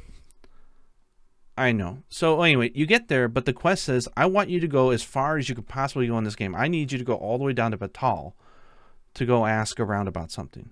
So then you go all the way down there. You ask about shit. Then they're like, let's go back and let her know what we found out. You got to go all the way back up to the Northern Hemisphere, back to the Elvish Village. You tell them. And then they're like, okay, get me these 2 items. You make this thing. Okay, go bring this to this person. You got to go all the way back down south again. So there's something wrong in your progression there. Because you needed a pawn that could speak Elvish. And you probably didn't have one. No, the son will do it for you. Yeah, exactly. But the son apparently doesn't know enough, because I had a pawn that spoke Elvish. So when I got there and I got that quest, they instantly told me, oh, here's the name of the item that we need. Yeah, but they would still make you go to Batal. No. And then they would tell you to go back. No. Because the pawn, because you said you went to Batal to figure out the name of the item. That I'm a little fuzzy on with my memory of how I found that out. Because the pawn that was with me in order to instantly told me, okay, here's what this item is called, Cinder Ash or whatever it was called, right? Yeah. And then I go to Bak Batal, and then they're like, hey, we need to go back and we need to get like this dwarven delicacy. I mean, elven delicacy. Then you go back, and then you have to go back again, and that's like it's like 4 times they're making you go back and forth. But they give you fairy stones as rewards when you're doing that quest. Yeah, but if you're doing this in the first game, you don't have port crystals to use them on. It's so far from Vermouth. They give you a port crystal for saving his sister. You don't have a port crystal in Bakhtal. You can't put both a crystal at the Elven Village and Bakhtal at that point. And they are one... It is one hell of a trek to get there between those two. That's the problem with not advancing the main quests up until Bakhtal. That's why in my video I said if you advance to Bakhtal, 95% of all my frustrations gone, absolutely gone. Yeah, I don't mind the adventure. I don't mind the trekking, because the huge major set points you can go to. You can't do that early in the game. Because see, to me, what happened was. I went to the Elven Village. They rewarded me with a port crystal. I was like, oh, great. I'll just put it right here. Boom. Elven Village taken care of. And then it's like, I'm talking to Brandon. He's like, okay, it's time to go to Bak Batal. Here's a port crystal. I was like, great. Go to Bak Batal. Boom. Place a port crystal too. So you hit the critical path exactly how they wanted it designed. And that's how it should go, I guess. And that's what I put in my video. But if you didn't do the MSQ, oh my God, was it frustrating as hell for me. Yeah, I guess. The thing was, I never looked at it. And now with me running into the issue of them constantly taking away my fucking teleport every time. It pisses me off. All six playthroughs this has happened. All 6. I think in the beginning you also used too many fairy stones, because I rarely used fairy stones. I was like, I'll ox cart, I'll walk, I'll do all of these things. Ox carts are OP. I love them. I started stacking the fairy stones. I had tons of them. And the cool thing was, with all of the backtracking that I was doing, I kept finding new things. I was still finding new things. Hell, in New Game Plus, I'm still finding new things as I'm going through the same roads. Which is why whenever I hear people say, oh, I can't stand backtracking through the same place like this X number of times, I was like, I'm sorry, maybe this is just not the game for you. But I actually think back on the fast travel thing, I think the game would be significantly worse if you had something like an Eternal Fairy Stone. Because I got to a point. Yeah, absolutely. I would agree. I got to a point where when I was doing the Sphinx, and we can go into more detail about the Sphinx later, but when I was doing the Sphinx, because I was streaming, I felt the need to I'm going to see the Sphinx through because people want to see what happens with the Sphinx, right? So at that point, I was like, okay, I'm going to make liberal use. You had an Elven Village experience. No, not really, because I was like, I'm just going to do liberal use of fairy stones. I didn't have any bad experience. Oh yeah, because you had a port crystal. I put a port crystal down there. I don't care. I put a port crystal at the thing. So once I all we need is a port crystal and Batal, man. And exactly. But what I noticed was the moment I started making liberal use of the fairy stone, I'm not kidding, I was instantly having less fun in the game. Because I'm like, now I'm focused. I want to get this thing done. Whereas most of the other quests, it was like, oh, I'm going to go over here and I'm going to go do this quest and do whatever else I happen to come across. And that was fun because you'd go on adventures, you'd kill monsters, you'd do all these things. Good times. But the moment that I was like, I'm going to teleport here, get this thing, teleport back. Teleport here, get this thing, teleport back. I was like, this is terrible. I don't like this experience at all. And I don't understand. I mean, people like what they're going to like, but I cannot fathom why that's the type of playstyle that you would want in a game like this. Yeah, just but also, porting back and could forth, you imagine if you fun. imagine doing that same sequence that you did, the back and forth. You wanted to do it all in one shot. Imagine doing it without any fairy stones. Doing it the manual way. Run back, run back, run back, run back, run back, run back. That would be, I think it would be funner, but I think it would be equally frustrating. I'd enjoy it. I think it would be more frustrating though. I think it'd be frustrating as hell. Like, dude, why are they making me go back again? Like, they're just pushing me to use fairy stones. I would probably have enjoyed it more if I did it like that. I didn't do it like that specifically because of the stream. Because I was like, no, I got to do it fast so that people can actually see what the thing was. But it stopped. It just stopped being fun at that point. I was like, I don't like this. I don't like this teleporting back and forth. I prefer walking. I prefer seeing what is happening out in the world, running it. Even running into a character that has like a stupid escort mission that everybody hates, I like that more. So yeah, I would agree. I love the world. And even at 160 hours when I was going through it, like you can go down that path and they are so good at hiding little things everywhere that you probably miss something. Yeah. And every time I go through, I'm always finding something. And it's fun because I don't have to worry about the systems of dying because I'm OP. I don't have to worry about, the lack of port crystals because I have one set up in Bakhtal. I don't mind doing long treks. It's actually really fun because I'm discovering new stuff all the time. And the other thing was, it makes me wonder if people just played like one vocation and did nothing else, because to me it was always like, bro, give me more monsters, more. Give me 100 goblins all in one spot and I'll kill all of them. Just give me more. Because I'm like, people are saying, oh, there's so much density of monsters. I'm like, no, there's not enough. I need to level up more. I can't level up these vocations as fast as I want to. Yeah, give me more things to kill. Like, I need more monsters. Oh my God. So I would go to Vermouth. I would blow time on a bench until the night. I have a trek up to the northeast that had the most amount of goblins I can get in one shot. And then I would sleep and then I would go back again and just keep swiping and cleaning it. So yeah, there wasn't enough enemies. I'm like, give me more.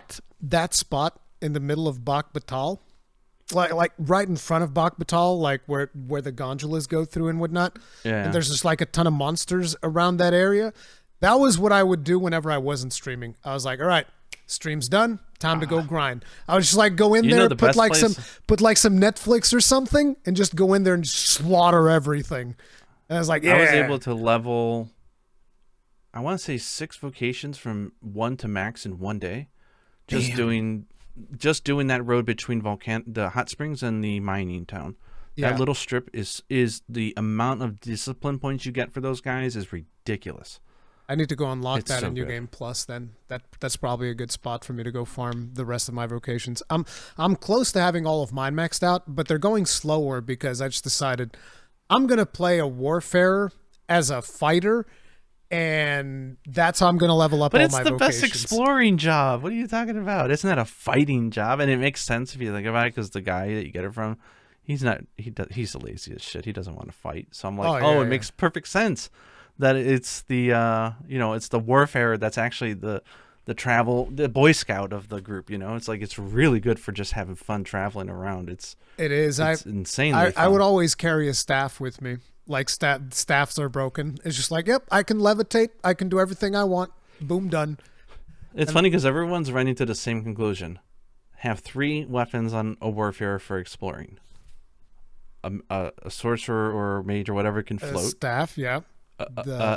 Mystic Spear Thief. Hand?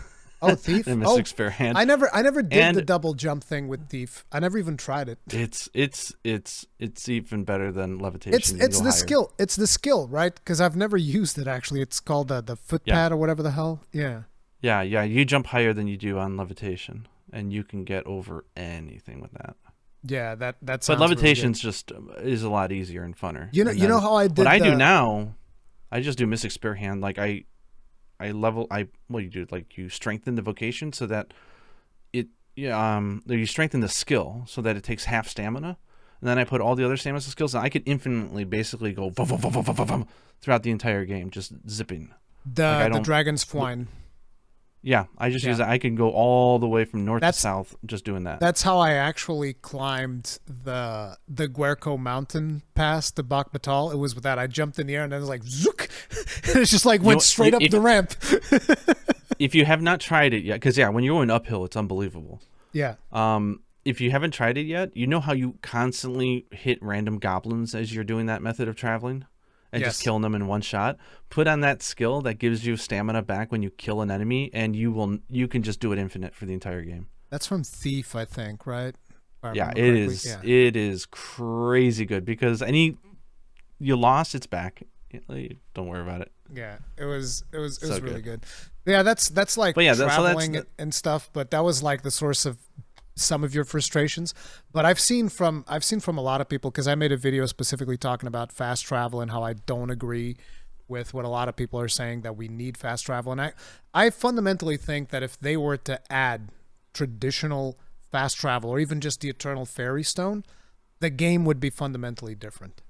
Because I think a lot of people don't take into account that the world is the way that it is because it was designed to be traversed this way. And the moment that you introduce an element like fast travel, the world design shifts to accommodate that. It has to, because otherwise it becomes a bad game. Because everybody that's fast traveling everywhere, they wouldn't experience the encounters that you experience by traveling, and therefore they would have to come up with something else for those people to experience. My conclusion I do think that I think they need a measuring stick to say at any one point in the northern hemisphere I'd probably say maybe 15 minutes of trekking, of running, is about as far as you can get away from Vermouth, right? I think at that point you can get anywhere else to an ox cart location. It really just boils down to me being upset that they didn't put a Port Crystal in Bactal. Yeah. If they just had that, everything, I think I love every other adventure. The fact that it feels off-road, I agree with you. It's awesome. And there's fun discoveries, and you'll naturally level up. I think it's great. I just don't know why they didn't put one in Batal. There is one thing that I would also say, which was one of the most asked things while I was live streaming the game, which is, what was my thought on the monster variety? And I didn't answer properly while I was streaming because I was like, oh, when I get to Endgame, things are going to change. There's going to be more monsters. And then I was like, oh, actually, it's Actually, it's now not I know why they were asking fantastic. me. Yeah, now I understand Yeah. why you guys kept asking that. Yeah, it's not great. We could have had more. I feel like 5 more monster types would have. This wouldn't have even been a problem. 5 more. Yeah, but they also could have just populated the world more with what they do have. Like, there's one Medusa for the entire freaking world. Yeah, one Medusa was weird. Yeah, one. There's it, I did the Griffin quest by mistake before I even found her, so I never even had the chance of ripping her head off and petrifying the Griffin. So yeah, because that was apparently something they're supposed to do. Yeah, that's just crazy. It's a fun monster. They could have made different, harder versions of her, and I think it's really cool. And it's like, okay, well, put her like in every 4 corners of the world or something, right? Like way out there. But no, there's just one. And if you want to farm it so you can upgrade your weapons, you have to like constantly sleep for like 7 days or something, or 11 days for her to respawn. I think that even just having the monsters that we have, they could have also taken a Monster Hunter approach to it. And just like, make a different skin and make him have slightly different behaviors, which they already do. They do. They do but for they just didn't like do it far enough. Yeah, they did this for how many monsters was it? I think it's like and some of the werewolf, like a bunch of them. Yeah, but I was talking about just big monsters, right? Because small monsters, they become forgettable super fast because you can just one-shot everything very quickly. But like talking about big monsters, they did it for the ogres, where you have like the one that's got more hair and he's a little bit different. And then you have the chimeras, where you get the gore chimeras. Although, do you get those before the Unmoored World? I don't think so. I think gore chimeras only show up at the very end. Like you have the elder ogres, then you have the gore chimeras at the end. And what else? I mean, I guess you have 2 different types of dragons. You have like the bubbly boys with the plague, then you have the drakes. That's it, right? There could have been more things there. You had more in the original Dragon's Dogma. They didn't even like, hey, let's have the drakes, instead of all of them casting thunder and meteor, why don't we have some of them doing, like ice, some other like earth or ice or lightning or something, or something other than lightning. Like they just didn't do any variation on those. I'm just like, and see, this is a missed opportunity. This is one of the things where I feel like that wouldn't be that hard, and you could have extended. Even with what you already have model-wise, you could have extended the variety of combat encounters, and that could have fixed a lot of the problems that people have. And it even makes me question if potentially they're thinking about taking a Monster Hunter similar approach, where it's like, well, we have these now, but a month from now, hey, we added a new monster into the game. You can find, but I think that at that point it's going to be like, I'm going to go there and I'm going to one-shot it, and it's dead now. It's like, what it makes me miss, and I hate that we'll be talking so much about some of the bad points about the game today, even though we both absolutely adore it and we think it's an awesome Game of the Year contender type of like level of a game. But like one thing I really missed from the first one is something like Evil Eye. Like why didn't, or like Hydras? What is Evil Eye? What do you you Evil mean Eye is that ball with the tentacles, and the gazer, that thing was awesome. Yeah, but that wasn't only introduced in Bitter Black Isle, or am I misremembering it? I might be misremembering. It was in the Everfall. Okay. And there was one. Actually, there's 2 or 3. Actually, I think there's one at the bottom of the. There's the tentacle monster the very first time you get to the main town, Grand Soren, and you go down the Everfall before it becomes all infinite, and you grab the wake stone, and then all of a sudden the tentacles come up, and there's the boss fight at the bottom. You can just run from it if you want, or you can fight it.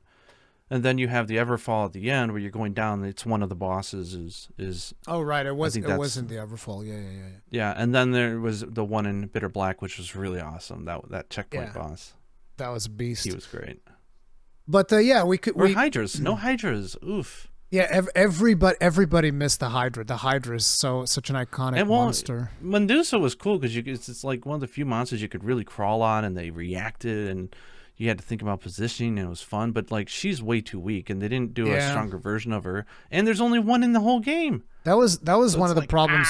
One of the problems with Medusa too is that she felt too weak. Like you were saying, for instance, and I think there's a lot of people who have this idea that the Trickster is a really weak vocation. Understand, I didn't even take sorcerers even when I was playing Trickster because I thought, no, sorcerers are too powerful. And even then, I had like mage, fighter, which is my pawn. My pawn was always running as a fighter, except when I was leveling up some other vocations for him, but usually as a fighter. So mage, fighter, and an archer. That was usually my 3 pawns that I would have. And it was me as a trickster with that party, and they just destroyed Medusa. Yeah. They obliterated it. It was disgusting. That was one point where Medusa's trying to petrify the archer, and the archer goes like, heavenly shot, right as Medusa's like giving her the eyes. And because I had the red buff on it, you just hear the arrow and it's like a chunk and just murdered her. I was like, damn. Just chunked her. Trickster's good fun, especially because like Trickster I said, the game is pretty easy. So like all you need is 2 pawns and you're fine. You don't even have to attack. Just throw them the red juice to let them go wild and just stand back and enjoy the show. Yeah. Throw up your little your effigy and just be like, right when it charges up to attack it, go nope, yoink, and move it. Yeah, nope, over here, over here. Yeah, that was awesome. I was playing around with the idea of like where you float in the sky and then you place it in a place that they can't reach. They can't reach, and it basically kills every fight. They want to attack it, but they can't unless it's a big monster. Basically, just big monsters sometimes shift aggro. Yeah, just slaughter. But you can't really grab aggro from a trickster, especially with that like the skill that just aggro's the world. It's like you're all good. It's fun. It's if you want to observe and watch the AI just kick some ass, it's a fun job. But getting back to the diversity thing, so we could have used more monster diversity. But one of the things that I didn't see a lot of people talk about, and that I felt is just as needed, is more dungeon diversity. Yes, absolutely. 90% of dungeons are just the same cave texture, and then that's it. And then sometimes here's some elvish stuff. Yeah, the one thing I was missing was, you remember when you went to the fortress in the first game with the goblins there? Yeah. And you had like an actual castle siege that you did? Where was that? I mean, we had some towers that you'd go up on. Yeah, but they all felt the same. Yeah, they were or like the tower in the first game, right? With the boss at the top, with the sorcerer. Oh my god! Yeah, like, just give me. I actually have a script for a video I haven't made, and like I could just read it. It's absolutely talking about where's the variety on the locations. You had so many great set pieces. Like we don't have like even like the misty points. I don't feel like we had like a marsh area. I know Elden Ring fans love those poisonous marshes, but like we just need more variety of like dungeons. Yeah, I think we needed more dungeons in the game for sure. But yeah, so here's a question: Do you feel that they would have added if they were given more time, or do you think this might be a case of Capcom saying, "Hey, the game is already really good. It's a fully shippable product, but like we've got Monster Hunter next year or whatever. Like let's get this out here," and they had to cut it short, or do you think that this was by design? I mean, given the date, right? Given the date at the end of March, which, as you always say, fiscal quarter, Japan is like, I think it's pretty. It was the same thing with Rise of Ronin too. I felt like, because they released on the exact same day. It's that Japan thing of like, hey, listen, fiscal time, game comes out, we're good to go. And I do feel like they probably wanted to add more things. I feel like there were some stuff that was probably left in the chopping block. That's the overall vibe. Now that I've played, initially when I was playing the game, right, throughout the live streams, which took a very long time because I wanted to really take my time with it and soak it in. I know there's people who finish the game in like 20 hours and they're like, oh, I did most of the side stuff. I'm like, no, you didn't. No, you didn't. Not even close. Well, that's what me at 160 hours doing speed runs now, I see videos saying I 100% of the game. I'm like, did you? Nah. Like, what's 100%? Like, are you talking about platinum trophy only, or what do you really mean you 100? Because this game's got a lot of random stuff that's fun. I finished the game at 112 hours, and I didn't do everything. So no, I'm sorry, you didn't do everything. I was at 86 on my first, I think 40 hours on my second, 24 in the next, 32 in the next, 23 in the next, and 18 on the next, and then on my 7th playthrough, or 6th or 7th, I did in 4 hours. Yeah, and that was intentional. But the thing that I find interesting is that I think that a lot of people see people being able to finish the game in 20 hours as a bad thing, whereas I'm like, no, that's a good thing. So that the people that want to do it fast, they can, But the Yeah. people that also want to spend like 100 hours on it without, just having to repeat content or whatever, they also can. So there's the two things there, Yeah. and everybody can do whatever they want. That, to me, that's perfect. The streamlined MSQ that people, if they want to do that, they can. And then if you want to explore more and go through the side quests and whatnot, they can do that too. So Yeah. that to me is a good thing. But now that I've been through the whole thing, right, and I took all of those hours to make sure that I saw everything that I wanted and savored it, I definitely do feel like they probably left some stuff on the chopping block because of the fact that, fiscal year, blada blada, and they weren't able to give it the justice it deserved, which I do wish they had done more. But still, I'm happy that at least they sold 2.5 million copies. So hopefully Yes. they'll get some more Build budget. upon it, please. Yeah. Build upon it, like add some stuff, like maybe more randomness as to where you find the monsters, more monster It's a superb variations. base game, yeah, but Exactly. and it's because it's delicious that it leaves a lot of room for wanting more. Yeah, that's But the thing. as much as I will criticize certain things in this game, it was an A-tier experience for me. No, I know it sounds really it's my game of the oxymoron, year. It's my game of the. I have all of these criticisms to it, but it's still my game of the year, and I wouldn't trade what I've flawed experienced. masterpiece. I don't like the idea of flawed masterpiece.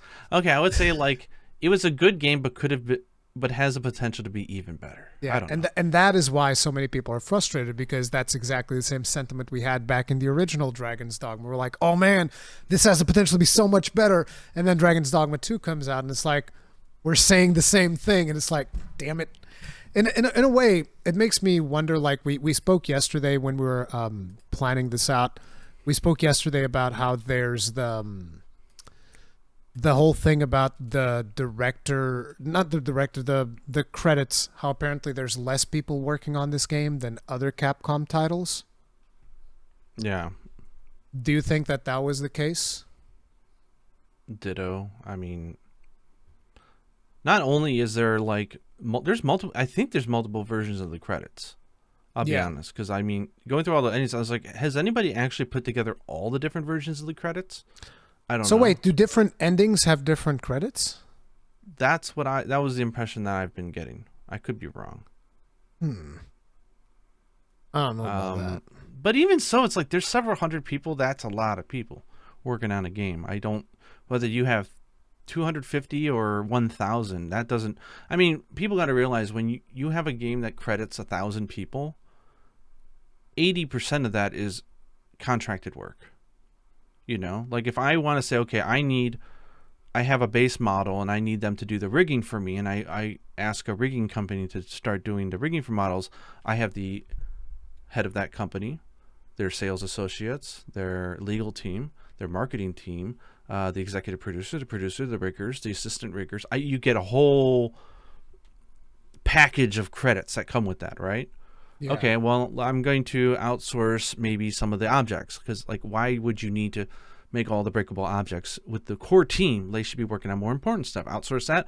Boom, you've now got 3D object, rendering, staff, lighting. Like, it just balloons, right? The more look at a game like Monster Hunter World and look at all the credits, but actually look at the companies.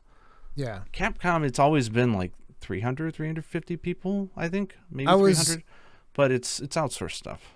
I was checking out like an article from Rock Paper Shotgun where they were tackling this particular topic, and they were saying that sometimes in Japan, they don't even credit the outsource work.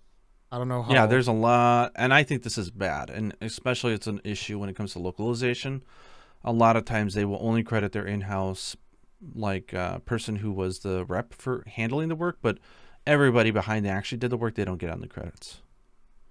So yeah, it's a situation where it's not as simple as you. Who the hell knows? But it's not. I definitely don't think that's. I mean, look at the quality of the game. There's no way you could tell me, oh, they were forced to make this on a small team. It's crap. Yeah. Not to mention, I think small teams are more effective than larger teams. There's something to be said about AAA games that are made by 300 people versus 800, right? Like, because they're more disjointed agile. You get, the more overhead you have on trying to rail things back, and I think that's the Ubisoft problem. There's probably is that less red there's tape. So much strict schedule and outsourcing that once you have the plan, you can't change it. You just, all the pieces are being made. You got to put it together at the end of the day, and that's it. There's no time to tweak any direction, or if you come up with a cool new idea, that's where dev hell comes in. Like someone decides midway, hey, we're going to change this, and they probably weren't wrong, but the way they have it built is not agile enough, so everyone suffers as a result. Or you come up with a game that just has a lot of polished assets that don't really click together. You know? So, and I definitely think Dragon's Dogma feels like a core team worked on it. Like everything feels like it gels. Like it's got identity. Like there's no crisis there, in my opinion. Yeah. But, or maybe it's a case where they should have outsourced more. I don't know. It could be the opposite, right? Maybe they did too much of it in-house, and that was what stopped them from doing the amount of variety, maybe in storytelling or something. Maybe because I think they were too protective and they couldn't let go of it, you know? I want to model all the trees. That's my thing. No, man. There might have also been like the whole thing about this is the first open world RE Engine game, which is why they needed to keep a lot of things in-house because the technology wasn't really ready for it, as we can see with some of the performance issues. They're building the technology as they make it, yeah, for sure. Yeah, so there's probably a lot of that as well, and maybe it couldn't be contracted because, like, well, we don't want people to get the inner workings of the RE engine because that's our baby, and we want to keep everything in-house, but who knows? Yeah, but who knows? Jumping back into one of the systems that to me was a universal positive throughout all of my experience, the pawn system. How'd you like it this time around? Great. Love the pawns. I'm trying to think, is there anything I don't love about them? And I can think of a few things, but I love so much about them. Like the AI is fantastic. I think we had that sort of guess that like, hey, I think the improved AI that we saw in like Monster Hunter Rise, something like that might be applied. And definitely I think that's the case. I think they're much smarter. And an interesting thing about them, and this is something that people have been pointing out, which I'm not sure how accurate it is, but it appears to be somewhat accurate, is that most of their behavior is actually learned behavior. So it's not just, oh, you set this inclination and there you go. That's the AI to your pawn. Yeah, it was like that in Dragon's Dogma 1 as well. Yeah. Did you ever see my how to train a pawn to kill a drake? And I made a joking, like Attenborough inspired clip of step 1, jump on the drake and chop at this. And as you do it, they'll mimic you and they'll learn it. And then they start going straight for the chest the next time. There's something really fancy going on behind the hood that makes it feel really good. Yeah, like they definitely feel like they're growing as characters. Yeah, and I've definitely noticed that I was trying to like get him to do the throwing thing more often, so that whenever we're fighting big monsters, so I actually played as a fighter, even though I didn't want or need to. I was like, I'm going to play as a fighter to try and teach him how to use these skills that I've given him. And a lot of people even told me, like, hey, when he was on my party, he was the main character. He was brutalizing everything. He was dealing tons of damage as a fighter. And I was like, yeah, that's my boy. He was just, like, going in, destroying everything and jumping up on monsters and whatnot. Someone even told me that at one point he knocked a Cyclops to make a bridge. And then as he made the bridge, after everybody crossed, he jumped on the Cyclops' back and was like, die! And he went down with the Cyclops into the front because he was just a maniac. And I was like, yes, that's exactly how I trained him. He's my man. So I liked it. I think there's a few areas I would have loved to see them expand on, maybe in a sequel or an expansion, which is, I think they needed more. I love the idea of the specialities. I think that was a super cool idea, but it feels incredibly last minute because there's like what, 3 or 4 there's way more. There's like 6 or 7. Okay, 6. The other ones are so background that I forgot about them. But like, yeah, I'll manage the weight, which is whatever at the end of the game. Logistician is actually really cool. I like Logistician. Then you get like the I will combine items automatically if you give me crap. Yeah, that's the one. That's the same thing that you just said. I will heal you if you give me potions. Gyrogen, yeah. Then you've got the I Speak Elvish if you need it. The Forger, which is OP as shit. Yeah, Forager is beast. Forager's great. Yeah. But I feel they could have went a lot farther with some of their specialities. Like you could have like has a tendency to cling to enemies more often or something like that. I guess it's because it wouldn't gel. If the person didn't set those skills, maybe they couldn't pull it off. I don't know. I just feel like there could have been... You wanted more ways to customize the combat abilities. Well, also more reasons to romance people, right? Because there's certain characters that are specifically good at romance because if you get them to blush and become like your sweetie, they'll give you a scroll that you can teach your pawn that skill. That was something that was really weird for me, because in my first playthrough, I didn't get a single scroll given to me organically. Wow, you didn't even I got the girl and I got the chirurgeon. I got the chirurgeon from the little girl. I got the chirurgeon from the little girl. That was the one. That was the one. But after that, nothing else. And it was weird, because then I started New Game Plus, and instantly on some random quest, they're like, "Oh, by the way, here's Logistician." And I was like, "Wait, what?" And almost at the same time, another character comes up, and here's Forager. I was like, where were you people in my first playthrough? I still have not gotten Forgery. I don't know how to do it. I haven't looked it up. I didn't look it up, but it was one of the quests. I forget which quest it was, but it's one of the early quests in Vernworth. You just get it out of. Oh no, I know which one it is. I know exactly which one it is. It's when you find out the hidden spot in the slums with the scrolls. What, the little boy? Yeah. The kid gives you the Forager one. You didn't give me immediately after that quest. He gave me the Forager one, and the old man gave me Logistician. The old man gave me It didn't happen to me either the first time around. You tell me you're romancing old men and boys? No, I didn't. I didn't romance him. It was literally the first quest I did for him. They were just like, here's Logistician and here's Forager. And I was like, how? You didn't do this the first time I did it? That's weird. But the game's been patched since then, so there might have been like bugs that prevented him from doing it or something. Yeah, because I didn't get. But it completely surprised me that I go and I do that quest, and they're like, "Oh, here's this and here's that," and I was like, "Wait, what?" I don't know. I just did the quest. I just did that quest 2 days ago, and I've never gotten it. You still haven't gotten it? Weird. Nope. Yeah, but I'm not about to give them my bunch of flowers, so.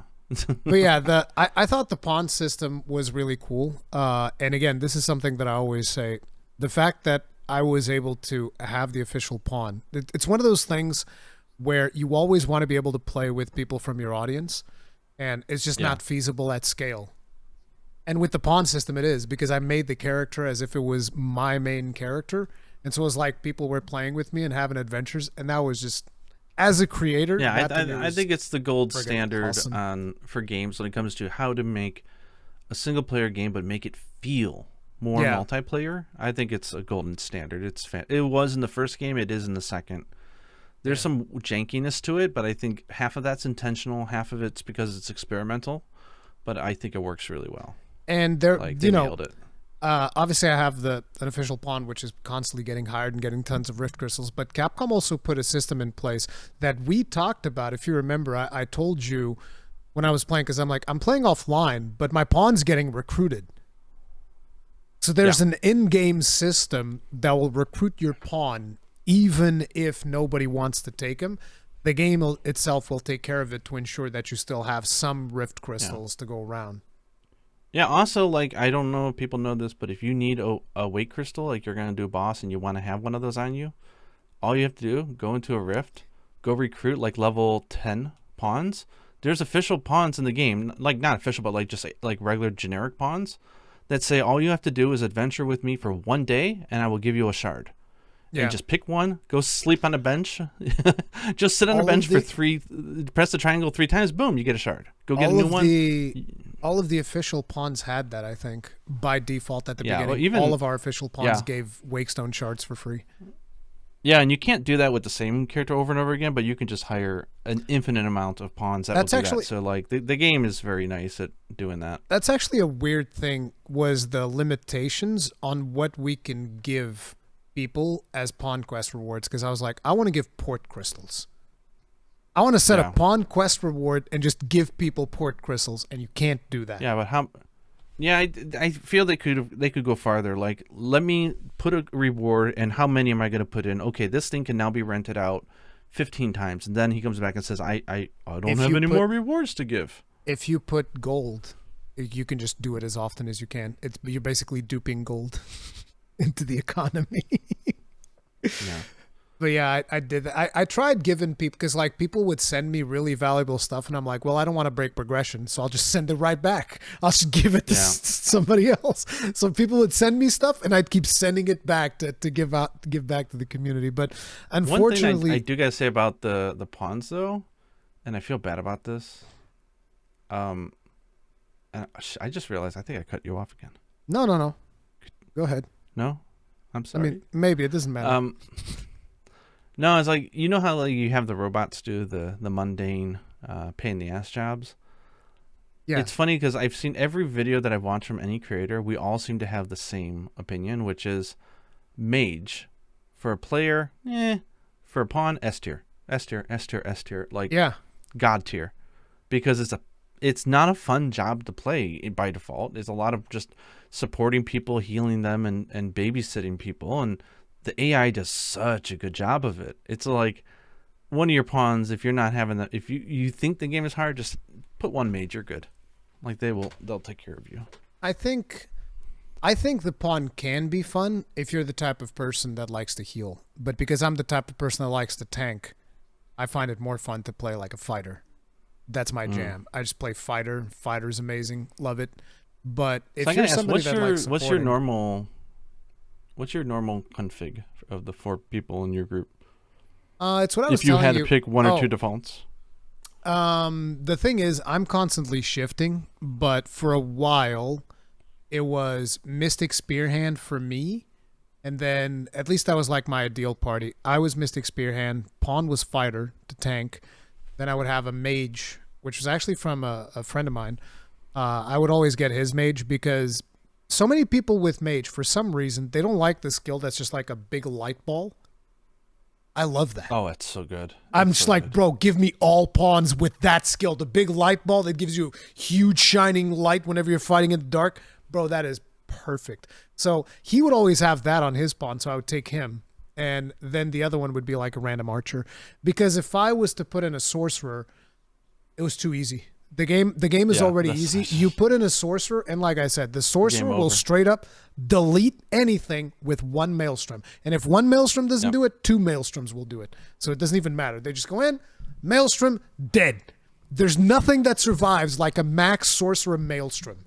Well, maybe the Talos. Yeah, I don't know. I usually have a sorcerer and thief for my pawn, and for most of my playthrough, I was Mystic Archer, which just deletes Magic everything. Archer is busted. The Magic Archer, yeah. The game just does not take into consideration the sheer power that they give that job, and I think it's just... I like the brokenness of it. To me, that's kind of fun. It's just me like, pew, pew, pew, pew, pew, just pecking stuff off. I like that. But at my 4-hour run that I did, I didn't even hire like 1 or 2 pawns. I completely forgot to, and I just ran it with my pawn. I'm playing New Game Plus. I'm playing New Game Plus right now, and I just decided I'm not going to hire pawns because the game's too easy. So it's just me and my pawn. I think 2 people would be a great way to do it. Yeah. Yeah. I don't think it'll be challenging, to be honest. I think it hasn't been for it to be challenging. Yeah, it hasn't been challenging. But the thing is, I like playing with my pawn. It's almost like I like playing with myself. That's kinky. Yeah, I like playing with my pawn. I like playing with myself. No, but I really like the stuff because I've taught a lot of stuff to how my pawn plays. So now I'm just kind of like maxing out all of his vocations that he still doesn't have. But after that, I actually want to go around and just kill stuff in the world as the both of us being fighters. Because fighter is one of the more challenging vocations. I wish we could have more than one pawn, though. One customizable pawn, you mean? Yeah. No, I think it's perfect. My Astarion, he's a thief, and I felt really bad changing him so he can grab like the archer, like weak point exploit type of thing, and then I had to quick switch him back, and just like it's a role play for me, so I don't want him to be playing as a sorcerer or mage or some shit. You think so? Like I would. You think that's bad? My pawn never stopped being a fighter. Okay, so I wouldn't rest. I wouldn't. Yeah, no. Which wouldn't. It wouldn't stop. Oh, you wouldn't rest. Yeah, I wouldn't rest. So he would still be other vocations, but for everybody that was hiring him, he was always a fighter. Even though, like, I'm leveling him as an archer, I'm leveling him as a thief to get all the augments and all of that stuff. I would avoid as much as possible for people to get that version so that they could always have that consistency. It's like, no, he's a fighter. And so what happened was a lot of times people would come into my stream and I'd be at like 30% health. They'd be like, why won't you rest? And it's like, because when I rest, My pawn gets updated into the servers, and it's, then it's not a fighter anymore, which is a problem. But, so the pawn system, I think, was amazing. I think they did a fantastic job with it, and all of the stuff that they're. I've seen a lot of people. One thing. Go ahead. My biggest wish: voice variety, please. Yeah, we need more voice variety, especially right now. It's like I hate the just straightforward pitching it voice. up or down. And I hate the straightforward voice. We need somebody else, please. The actor did a really good job of being an arrogant prick, and I don't like it. I guess it'd be perfect for Asterion. Yep, that's why he does that. Exactly. It's flawless Asterion style, but yeah, sassy. But I think they did a great job with the whole pawn. I've seen a lot of people complain that, like, oh, my pawns keep jumping off cliffs and whatnot. And it's like, that's learned behavior. That's what they learned that from somebody. So, if you see a pawn jumping off a cliff, it means they learned that from somebody. They don't just jump off of cliffs for no reason most of the time. So a lot of people are jumping off. Because, you've also seen that. I'm not sure if you've seen it. How somebody threw a pawn off a cliff. I know what you're going to say before. Yeah. And then they die, and then he revives them, and then he throws himself. Yeah. And then they get picked up. They catch you. So it's like, yeah, the pawns learn that. They're like, hey, jumping off of cliffs is good. Look, my master threw me off a cliff. So I'll just throw myself next time. Problem solved. But, Shortcut. Yeah, it's an interesting thing. But in regards to also the Magic Archer stuff that you were talking about, this is before we even talk about Martyr's Bolt. And I've never used the skill once. You've never used Martyr's Bolt? I know it's crazy strong, but the thing is, like, I don't want stuff to die in 1 second because I wish there was an option to just double their health for every monster in the game. It'd be fun. We need a hard mode. We really do. Yeah, I don't even care if it's not actual difficulty. I just want to pound stuff in a little bit more longer than I'm allowed to. Yeah, it's like you don't want to orgasm too soon. Well, when you put it like that. Yeah, but I get it. I do feel if like everything is a climax, then nothing is a climax, right? Exactly. We need these fights to last a little bit longer, and that's one of the situations with the Martyr's Bolt. So I actually tested it once, just out of curiosity, and it was like I was either rank 4 or 6 with Magic Archer. I wasn't even that high, and I was running through. Because I had to level the Magic Archer because for some reason Magic Archer has all the augments for Trickster, which is the weirdest thing. It's like, why'd you put the Trickster augments in Magic Archer? Doesn't make any sense, but okay. So I was leveling Magic Archer because of that, and I was running near Vernworth, and suddenly I'm like, oh, there's a dragon in the city. And this was the first time I used Magic Bolt. I just go up to the dragon, Magic Bolt. First time I killed myself because I thought it would auto-cast at the end. So I just keep charging, and then my character just dies, and I was like, oops. Okay, so I reload, less health. So I already have like a health penalty. I was at like 60% health or something like that. So I go in there and I charge it all the way close to the end, release it, and it put the dragon at like its last health bar at 40 or 50% health. And I was like, damn, that is one busted skill.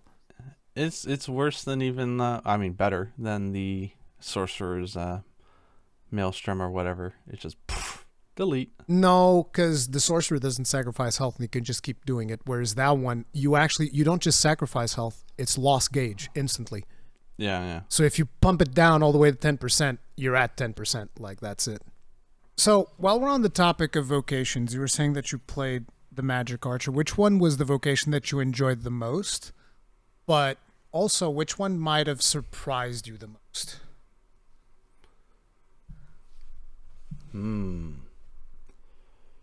I mean, I guess I have to say that Magic Archer was my most favorited if I played it the most, right?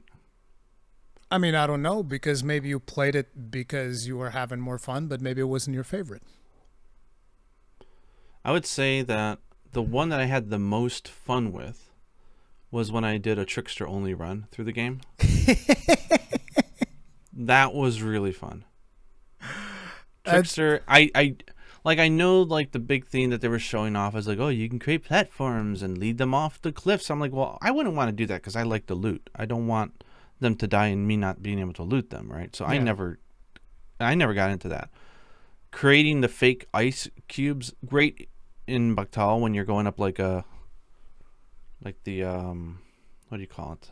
The moving thing, and the harpies are coming after you. Just put up ice blocks, and they can't. They think they can't reach you, so they just give up. So like you don't get chased by them anymore, which is fun. Just being able to instantly pull aggro on everybody. Yeah. And it's just the idea of like my pawns will just say, okay, bro, stop fooling with them. Let's just kill them, put them out of their misery. They'll kill everybody pretty fast, but just like having the effigy there and like going whoop, whoop, whoop, whoop, whoop, and just watch everybody charging after it and being like, whoop, nope, over here, over here, over here. It's really fun. I did that a bunch of times. And, you know, watching all your pawns bleeding out blood from that buff, because they lose health. Not a lot. Yeah, it's really but they get I am curious about how much it buffs it, because it feels very substantial. It feels massive. In the game. And the other thing is when you do that buff, I'm not sure if you noticed it, you can't command them anymore. It's like they go berserk. Oh, that's great. You can't issue commands anymore while they're under the effect of the buff. It's almost like when you do that, you're telling them, go hard, just kill everything, destroy everyone. Because there's no commanding them afterwards, yeah. And it's really fun. The whole art of like, how far can I run from my effigy and I can just tap R1 to have it pop in behind me? Yeah. How far is too far where it just disappears? You know, and like playing around with that and just, yeah, I would say Trickster was my favorite. I did also love, at first I didn't use it, but then I started using midway through the game, the throwing your effigy inside when you like, because when you're against a boss or whatever, you're just playing hokey pokey with it, like over here, over here. Oh, he's charging up. I'll just have him face over here. Like it was really fun, especially as someone who plays FF14. So I understand tanking and what that means, and aggro, and it's like absolute aggro. Like it's not, you're not even fighting for it. You just have it the entire time. It's great. But the idea is like when you have a crowd and like a pack of goblins or something. You look at the biggest MF on that team and you be like, him. And you chuck your effigy inside of him and everybody attacks him, the enemies included. All the enemies think that he's the bad guy. And so like everyone jumps on him, you kill him, and then you just look at the next one. Who's next? You! You had the audacity to come at me? You are now me. And then everybody around, all the goblins are just beating his ass. And going after him. It's so fun. I didn't play with that mechanic as much because I didn't spend as long on the. It takes really good aim. It takes time to aim, but it's really rewarding when you get it down. I noticed that I tried doing it a couple of times. I was like, oh, this is a little bit, I don't know. It doesn't seem to work all the time. It's kind of weird. It's probably the aim thing. My aim was off when it came to that stuff. Yeah. But also, your strength is what depends on how well it is at attaching to people, and your magic power is your defense, like how much HP you have. Just the quirky mechanics. It was so unique and different that I would highly recommend someone from maybe New Game Plus trying maybe, because if you do only like for like a few hours, like it's fun, but you don't really understand the depth of just the shenanigans you can have with that job until you do. You can at least commit to half a playthrough with it, you know? Put yourself in a variety of situations. It's stupidly strong. It's an interesting thing because I've seen a lot of comments from people whenever I talk about the Trickster, because I say, this is a really unique, I'm going to say vocation, but usually I say it's a class because people understand class better. Yeah. This is a really unique fantasy experience that you don't really have in, at least that I can remember, in a lot of video games. Any game. Yeah. And a lot of people are like, so boring, your pawns do all the work. And it's like, yes, that's the point. But the thing is, this is not a vocation that is for everyone the same way in which, oh, I want a big warrior with a two-handed sword. Yeah. Everybody likes that. Or I want a big mage with a staff that casts big fireballs. Everybody wants that. This is for the people that want something different. And I think that those who get really into Trickster, the reward is amazing. Because, for instance, when I started doing Trickster, it was after I leveled up the Magic Archer. This was Volcanic Isles territory. And I'm running around with a rank 1 Trickster. And I find a Drake. And I'm like, I want to go kill that Drake. And so I start fighting the Drake. I'm still kind of like getting used to how the Trickster works. And so Yeah. somebody in chat is actually making fun of him. It's like, look at how bad that vocation is. It's worthless. You're getting your ass kicked. And I failed the first time. But then I was Why is like, the effigy dying in one hit? Yeah. Because stuff the like best way that. to avoid a hit is not be there. Yeah, but like, so after I got a little bit more at the grips, it was the immediate next try. I go in there and I'm like, I'm interrupting the dragon with because I have the Meister skill. I'm interrupting the dragon with the dragon roar. I'm constantly buffing them, constantly having the effigy do stuff and whatnot, and moving the effigy faster because it can't even take a single hit because I'm too low rank. And I killed the Drake.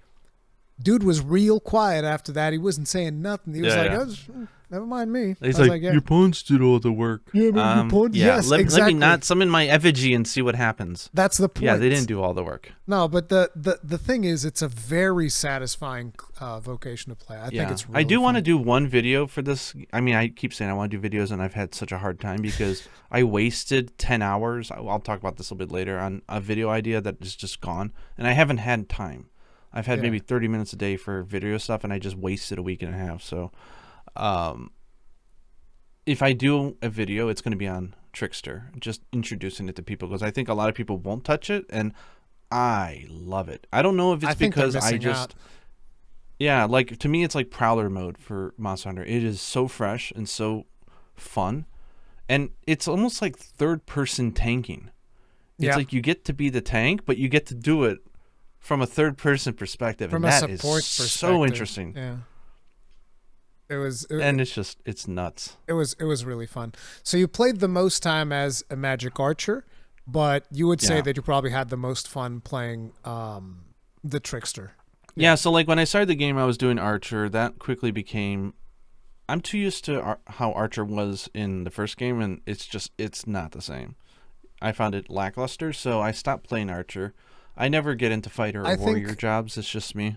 I think that Archer, the thing about it is that in this game, Archer is all about using the special arrows. I feel like tarring shot, even then, it's and not explosive shot and that type of stuff. I think that is the Archer niche.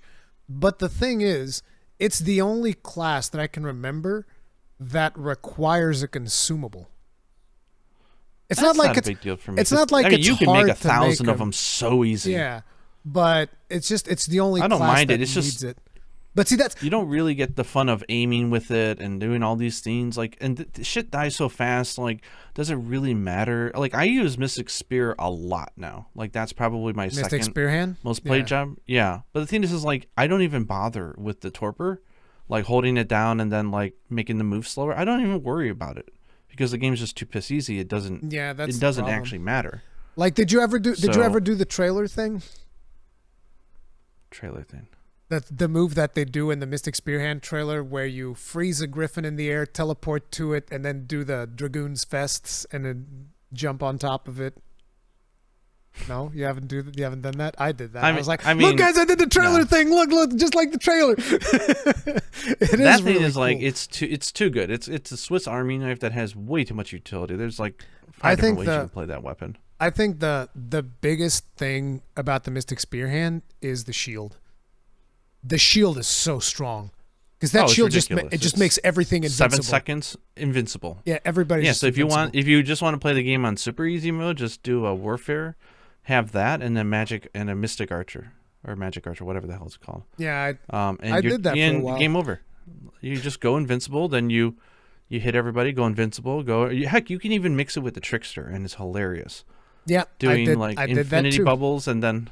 It's fun. I did the thing with the trickster where I would go like, okay, here's bubble, here's damage, go have fun. It was like all the pawns are invincible in dealing damage. Yeah. Now you think about it, because of the difficulty, I would say the game starts out as a restrictive open world action RPG, but quickly, if you can get over especially the first playthrough, but if you can get over the hump, it quickly becomes the opposite. It's like a sandbox action killer. Like, I feel like I'm Dante going around just going for style points now. That's so it's pretty a completely much different experience, like. Which has its good points. I wish we had much. I mean, they could have took like you're talking about monster variety. Like you have 2 new monsters at the end of the game, right? The pimple dragon and the pimple worm. And it's basically taking the idea they had from the Dragon and boiling it down to something piss small. And I'm like, why? Yeah. Just take that damn worm and make it 4 times bigger. It would change everything.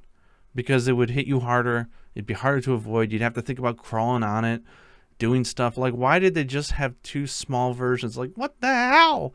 Missed opportunity. All they had to do was enlarge it or make it faster or something. I was like, how do we have the Dragon in the first one and we have nothing like the Dragon in this one? I guess there was not as big of a community participation in the Dragon in the first one, and that's why they were like, well, people this is basically the same concept, right? You uncover the dots and then you hit them, but then they took away all the gameplay point. Like, this one is just going up their spine, right? So as you kill dots, new dots appear, and then you get to blow their head off at the end. Where the Dragon was cool because you didn't know where the weak spots were. It was randomized to an extent. So you had to hit the skin and then expose it. Before we jump onto the bosses, because I have a lot of stuff to talk about those as well. Yeah. I wanted to stick to Vocations a little bit. Oh, wait, hang on. So hang on. Because I do also want to hear your take on Vocations. But you asked me favorite played or most played or whatever. Yeah. What was the other question you had? I think it was the one that surprised you the most. Yeah. I would think that it was probably the Trickster as well, considering you thought it was the most fun. I think the Trickster was very surprising. and the one I was most conflicted on was the Warfare. Interesting. Because the limitations. Because, well, the funny thing is you can get the job and not get the rearmament skill, which is what happened to me. So I unlocked the job, but I didn't have the ability to change my weapon. I thought my game was bugged, and I was like, nope, you got to do another playthrough. I guess you have to. If you don't give him 3, if you don't give him 3 liquors and you save him at the end, he'll give you the job, but he won't give you the damn main thing that makes the job work. It's kind of a funny joke. But then when you find out that you can literally just combine fruit wine and a tail from a Saurian to make newt liquor, and it's no longer a rare item, you're like, what the hell? I had that since like the beginning almost. I don't even know how I got that ability, but I just had that recipe in there. At one point I did it, and I was like, oh, this gave me... Why is everyone saying it's so rare? Yeah, I never thought it was that rare. But so like in my first playthrough, I got the job, but I didn't get the way to use it, so I was like, this is useless. I unlocked both things at the same time, which was weird. Yeah, that's the thing is I didn't do the liquor thing with him. I only had 2, not 3, and I proceeded ahead. And then when you have to help him escape or whatever, he'll give you the job, but he won't give you the ability for it. So it's like a bad joke. That is weird because without the ability, you don't really do anything. It's useless. Yeah, exactly. That's why I say it's a bad joke. It's a bad version of another job. Yeah, basically. But then when I got it, then I'm like, okay, how do I use this in battle, whatever? And I'm just like, it's so much hassle for battle that I was like, I'd rather not. Then again, then I started realizing as I was playing more, I'm like, most Vocations, you only really use 1 or 2 skills, for better or worse, right? And so then I was like, wait a second. It's the passives that really matter here, because you may not be able to have an ability, but you can still attack and use all of its natural abilities, like the levitation or using your effigy and all that. Like, that's not a skill. That's an ability. So I was like, the effigy is the less useful of them, because when you swap, you lose the effigy, so it's whatever. But some really good ones would be, for instance, Mystic Spearhand, because you gain access to the Redoubt Bolt. So you can like freeze stuff and teleport and, do that type of stuff. Yeah, but as an exploring job, like, I did not realize that was going to be my gathering set. Like, it's perfect because you can put on the bulkiest armor in the game. It basically unlocks every armor piece for whatever vocation you want to play. So if you just want to be a sorcerer that is jacked up with fighter armor, go for it. Yep. I don't know if it makes a big difference because the game is so easy that I couldn't tell you. I don't think but having the knockback resistance is game changing. Yeah. There's one set for the warrior that has like 450 knockback resistance. It is ridiculous. And you put that on warfare and like you automatically have a 10 times better, stronger version of every vocation. No, even if you don't because even have more than one weapon. You don't have the ultimate skill. That's the part that sucks. So it's like you can be a sorcerer, if you use the ultimate skill, but you don't have Maelstrom or Meteor on, which is like. Yeah, I guess it depends on what job you do. Like I'm Magic Archer and I don't use that skill. Yeah, I use the one that you focus in and you do like 20 hits in one. Yeah. Like that's the only real skill that you need. It's great. So for me, it did make a difference. For Mystic Spearhand, it's also good because I don't really use the ultimate skill that much either. For Fighter, it's also good. I use that one as well. So I used a bunch of things, but I think that the most powerful, I'm not sure if this is the case, but I suspect the most powerful utilization of this would be either Sorcerer Thief or Sorcerer Magic Archer, because you do that explosive thing that the Sorcerer has that puts a bomb in the target, and then you swap the Thief and you go like the spinning helm split or whatever. Yeah, but your pawn will do that for you anyways. Yeah, but there's really also good at doing it. There's also the potential for doing that with the Magic Archer, where you do that shot that you do with 20 hits or whatever on that one file.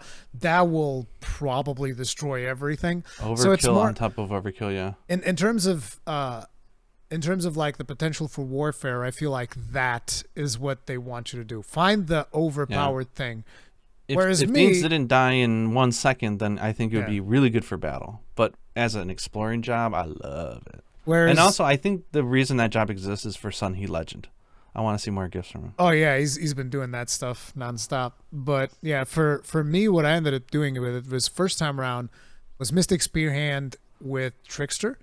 So I would shield and buff my pawns. They'd be pretty much invincible and destroy everything. And I would still be shredding things because Mystic Spearhand's also very good at dealing damage, even without its ultimate skill. So that was like one of the things, but then I was like, oh man, I miss playing Fighter.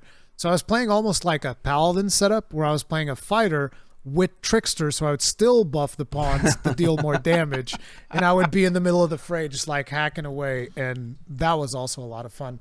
But fundamentally not nearly as powerful. I think fundamentally I'm going to finish as a Fighter at the end, even though I think that Mystic Spearhand is really fun.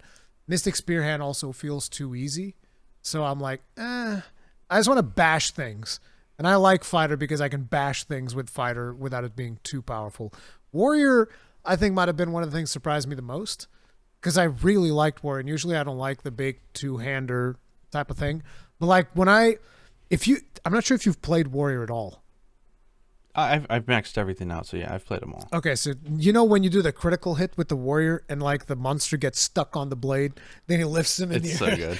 It's like the ultimate guts fantasy. It's so good. I love it. It's like every class has their own class fantasy. Like the very first monster that I fought was a Cyclops, and I jump up on top of the Cyclops, and I put the bomb in his eyeball, and I jump away, blow up the bomb mid-air. He starts tripping. I throw the ensnare, pull his leg. He falls over, smashes his face on the side of the mountain. I was like, bro, I don't even like rogues. I don't even like them, but this is amazing. I love this. So every class has that moment, I feel, where it just clicks. Yeah. And it gives you a class fantasy that no other game gives. Really don't think they should have removed Mystic Knight, though. Yeah. I don't feel that anything replaces it. I just think they removed it flat out. Like it's just like, really? That's because in they Warfare, did. Like most people are not going to unlock it. It's at the very end of the game, and it's just overkill at that point, or it's clunky for people, or they're just using it for maximum comfort on for adventuring. Like I just use it to level up. I would be fine if they just removed it and put Mystic Knight in. I'd be happier. I just use it to level up the other vocations at the same time. So rather than playing other vocations, I just play Warfare as a fighter, and everything levels, and I'm like, that's good. That's fine. Yeah, for me, that's too slow. I just do my volcanic run, the gauntlet as whatever job, and play with the skills, and boom, done. Yeah, I'm only missing at this point, I think, Mage, Archer, and Trickster. Because I didn't play as much Trickster as I wanted to. What's the job that you didn't enjoy as much as you thought you would? Or the one you enjoyed the less just because of your play style? And Mage has to be removed from this list. The one that I enjoyed the least playing, and why? Probably the Archer. Yeah, I think I didn't like Archer very much because I don't know. There's just something about the skill set that the archer has that I didn't find it to be as satisfying. Curiously enough, I liked magic archer more than archer, but I didn't particularly like any of them. Magic archer is just it's super powerful. Like that's it. It's just a super powerful class. It works with everything. As a matter of fact, you can put anything on the warfare and just have magic archer on there and make it work. It'll work with everything. Doesn't even matter. So yeah. But yeah, I think it would probably be the archer. I was thinking that it might have been mage, but I think even if you put mage on the list, I still think I would rather play mage than play archer. Okay, interesting. Yeah, because there's just, I think when they take away the knives, because did Ranger have knives as well or no? I forget if Ranger also had them. Yeah, Strider Ranger had the ability, I think. Yeah. Actually, I can't remember about Ranger, but I think Ranger still. Yeah, I think Ranger still had it. So I think when you take away the knives of the archer, you take something away, and the kicks don't compensate for everything. If they want to do that, they need to do something else with the arrows. Like, you know how if you climb up a monster, you can do the exploding arrow thing, and you'll pull out an exploding arrow and just... You need to be able to do that in melee, and then the archer will be fun. Like, need to be able to, oh, let me just stab him with an arrow, whatever arrow I blast shot or something like that. You can just run up to the monster, kick him in the face, and then stab him with an arrow. That would make a huge difference. But you need to be able to do something when the monsters are close to you, and just kicking doesn't feel like that's it. But I don't know. Then again, I've never liked archer. One thing the archer does do really well that I think people don't realize is that it's the physical-based range, not the magic-based range. Yeah. So it's really good at killing Saurians. Yeah, I mean, stupid roly-polies. That's the thing. Really I don't like playing it, but I always had an archer on my party because sorcerers would just break everything. Yeah. So I was like, no, I'll just have an archer. He's a little bit more tame, and it's fun. Still shoots down the... It's Robin Hood. Still shoots down the harpies and stuff, and it's all good. Does its job. Every now and then pulls off one of those big shots that staggers. Yeah. I think that even though I don't like it, I still think that it's a good, fun job. But yeah, the thing that surprised me is that at the end, I still found myself, I want to play fighter more than I want to play Mystic Spearhand, despite Mystic Spearhand being really, really fun. Yeah. I'm a little torn on one thing. I want to ask your opinion about this, and this goes into all my wasted hours, which was I was trying to figure out the values of the augments, because they say, oh, it'll boost your strength, augments your... I'm like, tell me how much so I can make an informed decision, goddammit. And so it's very hard to test some of those. And so like I did tons of testing, only to find out that, you know, they already data mined it and they have mods that tell you exactly the values of all of them. I'm like, I'm not mad at the mods. I mean, I like to know the information, but I'm like, damn it, why did I spend all that? I'm not going to spend time doing that stuff anymore if it's a PC game, because people will find out and it's much more accurate and fast. People will data mine it all the time. I still haven't looked up that information, but is it that big of a deal? Because what I've noticed is like, I'll put on Verve in my fighter. It's like, I don't think it's dealing that much more damage, so does it really matter? Yeah, most of the values I think were what we all felt, which was they made it so that the augments... This is different, I think, from Dragon's Dogma 1, where I felt substantial power and I felt motivated to go out to level up the other vocations to get those augments. This time it feels like in order to make it more accessible, they just said, let's just make it little trinkles of icing on the cake. Like the values are like 5%, 10%. Like they're fun, and you can certainly min-max it and make it a little bit more comfy for you, but it's really not necessary to... Like, you're not punishing yourself if you don't have one. And there's a few standouts that are just, like, really huge quality of life if you want them. Yeah, I figured like that the stamina stuff is probably going to be the best stuff, which I don't even have all of it because you need to level up mage to max. So like, what was it, Very Dave? He pointed out, like, the one that's, like, it takes down less of your loss gauge is actually... Intrepidity. 5% seems low, but it's actually really good in practice. Yeah, that one... I would agree with that. It's interesting because before I even knew how powerful that was, how much of a difference that was going to be, I was like, my pawn needs this because he's going to be the best tank in the game. This is the first skill I'm getting. So it's like First, I went and I got Thu, because at the beginning, having that, we talked about this, if you remember. Crazy good, yeah. At the beginning, having that extra weight is perfect, but after 10 that, kilos, man. Yeah, after that, I was like, next thing, you're a level 6 fighter, but we're gonna max out warrior. And he was running around as a warrior, having the time of his life, and then boom, intrepidity. And that's when I noticed, damn, he just doesn't lose health almost. God damn. And I used intrepidity for myself in the end game as well, because of the unmoored world and all of that stuff. But yeah, I definitely feel like you don't need to go out of your way to get good move or bad move. There's pros and cons to doing it that way. What? You know, like the pros are that there's no stressing about it. Like, you can play the game how you want. The cons being that it feels less impactful for a lot of those augments when you go out to get them. Like, it doesn't feel like the game, and I think it just comes out of game difficulty, right? The game really doesn't, like, there's no enemy that says, like, yeah, magic ain't gonna affect me. Like, everything dies to anything in this game. I think it was I think it was a bad move. Bad move. Yeah, I think think more that, substantial, make the game harder, and make them and more of the turning the tide type of thing. We can jump into the challenge aspect of it, because the reason I think it's a bad move is because, like I told you, in the end, I was playing something that was not optimized at all when I got to the Unmoored World, which was Warfare as Fighter Trickster. I'm not buffing myself with damage. I'm buffing the pawns, which makes sense. Pawns deal damage. It's whatever. But it's not optimized at all, and I'm not even dealing that much damage, and I'm playing with what is essentially 2 fighters, a 2-fighter front line. So it's like, actually not even 2 fighters, more like 1.5, because my fighter was a warfare that I wasn't even min-maxing as weapons, because every upgrade that I got, I put into the pawn, because like I told people, I'm playing, pawn's my main character. He gets every upgrade first, everything first. So he would always have better stuff than me. And then I'm playing with this suboptimal thing with some random pieces of armor that I put on myself. It was not min-maxed at all. I one-tried every single boss in the Unmoored World. Like, even bosses where I was, and I was telling people that, like, the bosses in the end definitely feel like they have a certain bias towards ranged. Like, Magic Archer is the best class to fight all of those bosses. Like, everything in the game is just weak to it. Yeah, Magic Archer will just shred everything. The one thing Magic Archer can't do is kill golems efficiently.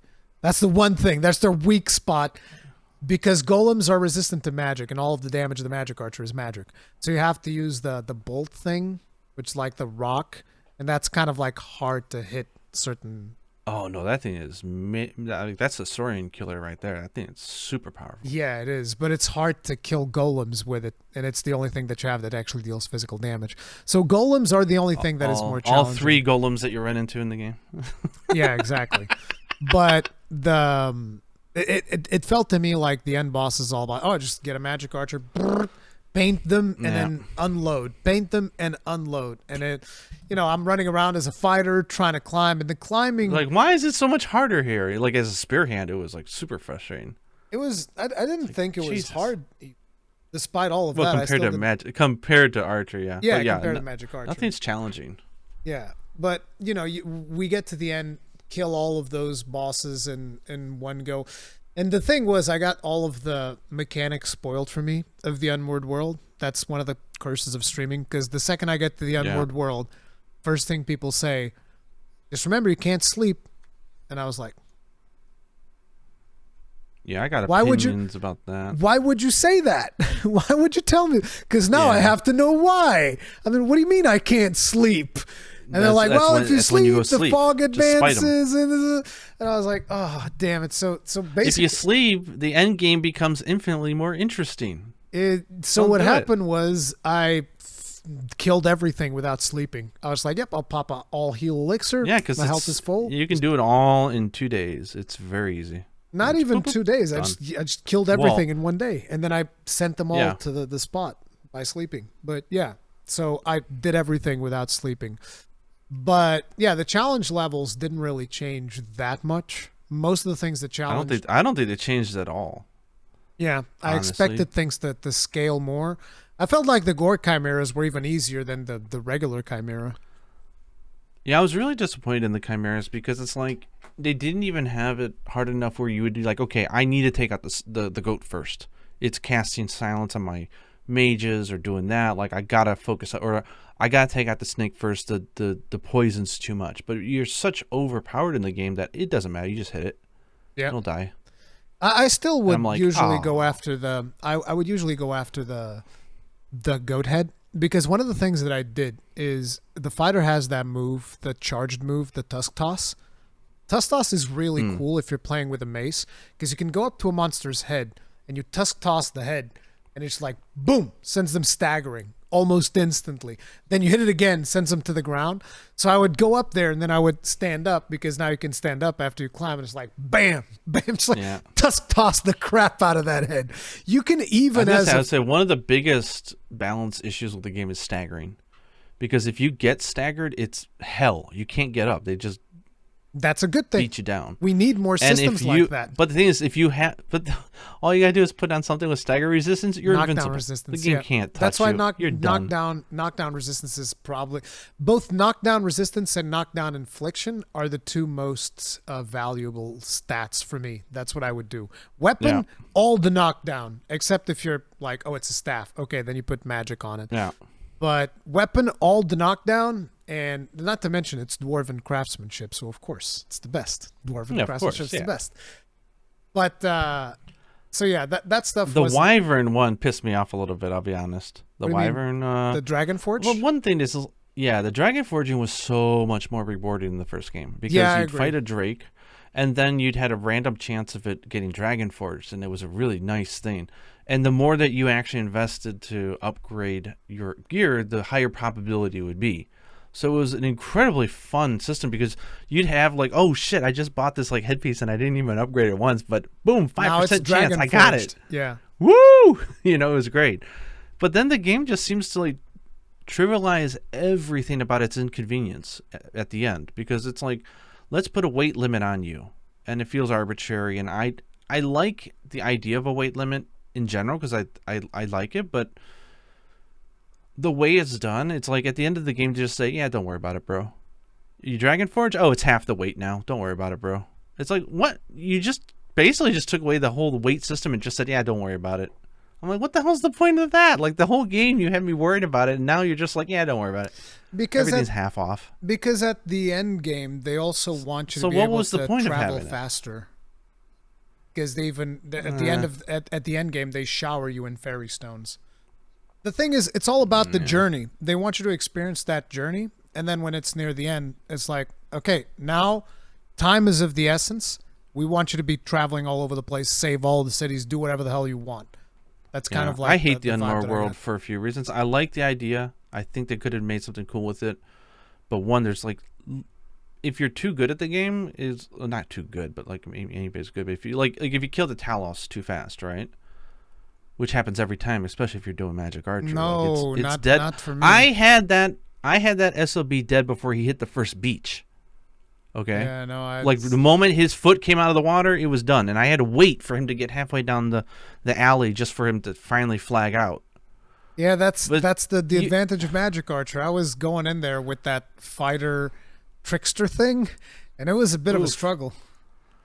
But like, they added what? A boss, and they added a worm. They added a dragon, and I think that's it. Like, there's like nothing to do in the end game. Yeah, there's like 4 or 5 new bosses that you do, and then I thought there was going to be a final boss. I even saved the last stream. Is there 4 or 5? Because Talos kills 2 of them. I guess you have to fight them normally if you don't kill it fast enough. I've never seen it. There's a couple of variations. So the way that I killed Talos, he only kills one of the bosses as opposed to killing 2. But I don't think I even got to fight the other one, though. I'm not sure. Yeah. No, maybe I did fight him, because there's one that's close to where the Talos is, so I think I did that one. But then the worm just gets killed by Talos. Not to mention, there's no justification as to why our pawn just pilots Talos. Yeah. How did that happen? I was randomly going about because I was like, oh, I just want to see what is happening with Talos. And because Phases died for me, even though I resurrected him, he was not there. I was like, what? Why is he not here? He's alive. I rezzed him. So, yeah. People were telling me, oh, yeah, this is the Phases quest. And I was like, I don't see him. He's gone. But yeah, my pawn just gets sucked up into the Talos, and Talos just like kills the worm. And I was like, oh, all right. That was weird. No context whatsoever. Then you don't even get the joy of refighting those things, even though they're fun the first time. Then it's visually stunning. Yeah, I'd like there to be I'd like there to be a grinding system for those. Yeah, so it's like you just buy the best weapons in the game with Wyvern crystals, which I thought was tacky. Yeah. The dragon forging, you just buy it. That's tacky. There's no reason to go fight these monsters. The one thing don't like an upgrade? Do a different version that doesn't require that part. All done. It's cool. The thing that surprised me was that he specifically said, "Oh, we're changing gear around, so we're going to give you a lot of choices in the end." And when I got to the end game, I was looking over some stuff, and then eventually I was like, "Okay, I'm curious. Let me look at all of the gear in the game, just out of curiosity." And I was like, "No, there's just straight up BIS. Yeah, there's just straight up best in slot gear." Yeah, so and the thing is, you're so overpowered in the game that even the forging method, honestly, it's just, I call it masturbation. It's just icing on the cake at that point. It's fun to min-max it, but you don't need to do any of it. It doesn't even matter. Like, choose any of the methods you want. Just upgrade it. You're good to go. So no, you have to get dwarven. If it's not dwarven craftsmanship, you failed. Sorry. Throw it out. Dwarven is the only way. God. Then you get like the second best armor. All looks fantastic, but it's all just buyable at a shop. I'm just like, I mean, not even the second best. In some cases, so excited. It is the best. Like the best fighter chest piece, it's the shop one. I was so excited when I was fighting, like, I think it was like the Grim Chimera or something like that. Gore Chimera. And, and they drop an armor piece, or your thief steals it. And you're like, oh shit! And you get all excited, then you realize, oh, they just sell it at the shop. It's like, yeah, it's a nice drop, but it's like, it's nothing special. I'm like, I thought I was supposed to go explore the world and find all this cool armor, and you're telling me most of it's just stupid consumables or fairy stones or wake stones I don't need. And then when I try to explore it, the game says after 10 natural days have passed, even if you don't sleep, go, leave, we're done. Like, we don't have content here. Get out. And the game tries to kick you out, and I think it's the stupidest thing ever. So wait, they kick you out? I honestly no. So what happens is as we discussed, like when you get to the Unmoored world, you basically in one day can easily kill whatever the red dots are, right? It's no big deal. Yeah. And then you have the option to go and do all the side quests to evacuate the cities. I would love to know your take on this, but Yuna did that. She's like, this is way too much of a pain in the ass. I'm not doing that. And so she just went to the glow at the end, and it ended the game. I went ahead and I did all of it. It doesn't make any difference. It doesn't change anything. I mean, it makes it more convenient. That felt cheap as shit. There's nothing, no narrative reason to save people. Like, you're all So wait, fucked. the ending is the same? Yes, nothing changes. Oh, wow. So it's just a convenience thing. It's just a convenience of, instead of teleporting to the town to get my upgrades, I can actually just do it all there. Well, it doesn't matter because teleporting is like not a big deal because there's so many goddamn fairy stones everywhere. I'd rather teleport to the town and have the off chance of finding something I didn't know was there than to have them all stuck together inside the old town from Dragon Dogma 1, there's literally nothing. They just didn't give you an ending. I'm thinking, is this what people felt with Monster Hunter Rise? With like, hey, it doesn't have a complete ending. Because like, I didn't get to fight the bad guy in the game at all. What do you mean? You didn't get, there's literally no difference at all on saving. You didn't fight the dragon? No, I'm saying like the actual bad guy of the game is the robe son of a bitch. The one who's taunting you, saying, "Oh yes, this is the dragon. This is me." Oh, Phases. The robe guy, Fate. Phases. Yeah, his name is Phases. Huh? Phases is his name. The illusionary guy who just talks to you like he's cool or something? Oh, no. You're talking Fate. about... No, he's called Pathfinder, I think, in the English version. Yeah, or whatever. But why? He is the antagonist. Why can't I fight him? That's crazy. There's no final boss to the game. Period. A random worm and a random pimple dragon ain't the last boss of the game, especially if it doesn't matter if you save anybody. It's just they're telling you just press this button and it just starts New Game Plus. It's over. No ending at all. It's so unsatisfying. I felt robbed, honestly. Do all that work for nothing. It's like they just forgot to implement it or something. One of the things that I've mentioned is that I feel like Grigori is a much better dragon than the dragon that we did get in this Dragon's Dogma. When you say we get a dragon, what are you just talking about? That random ass pimple dragon? There's like 2 of them in the game, and they're no more special than the worm. What dragon are you talking about? I'm getting really confused right about now. Okay, so, I'm going to give you a chronological of what I'm talking about. So wait. From the moment after you kill Talos and you go into the tower. Yes? Yes. What happened? So you go in there, you fight that asshole guy, if you didn't ignore him. The fake Arisen. Guy from Batal. No, guy from Batal. The young kid. The young kid with the scimitar or whatever. He challenges you up at the top. Ragnall. Yeah, I threw him off the bridge. I did not realize somehow he didn't die. On YouTube. I saw it on YouTube. I can't remember which channel. I think it might have been RX Gaming, actually. But if you don't fight him and you refuse to fight him, there's a special like cinematic that occurs. I'm like, what? Who the hell's going to do that? Yeah, so if you let him wail on you for like 2 minutes, there's an actual cinematic about how he hated his life and thanks, bro, and that's it. And he just lets you go.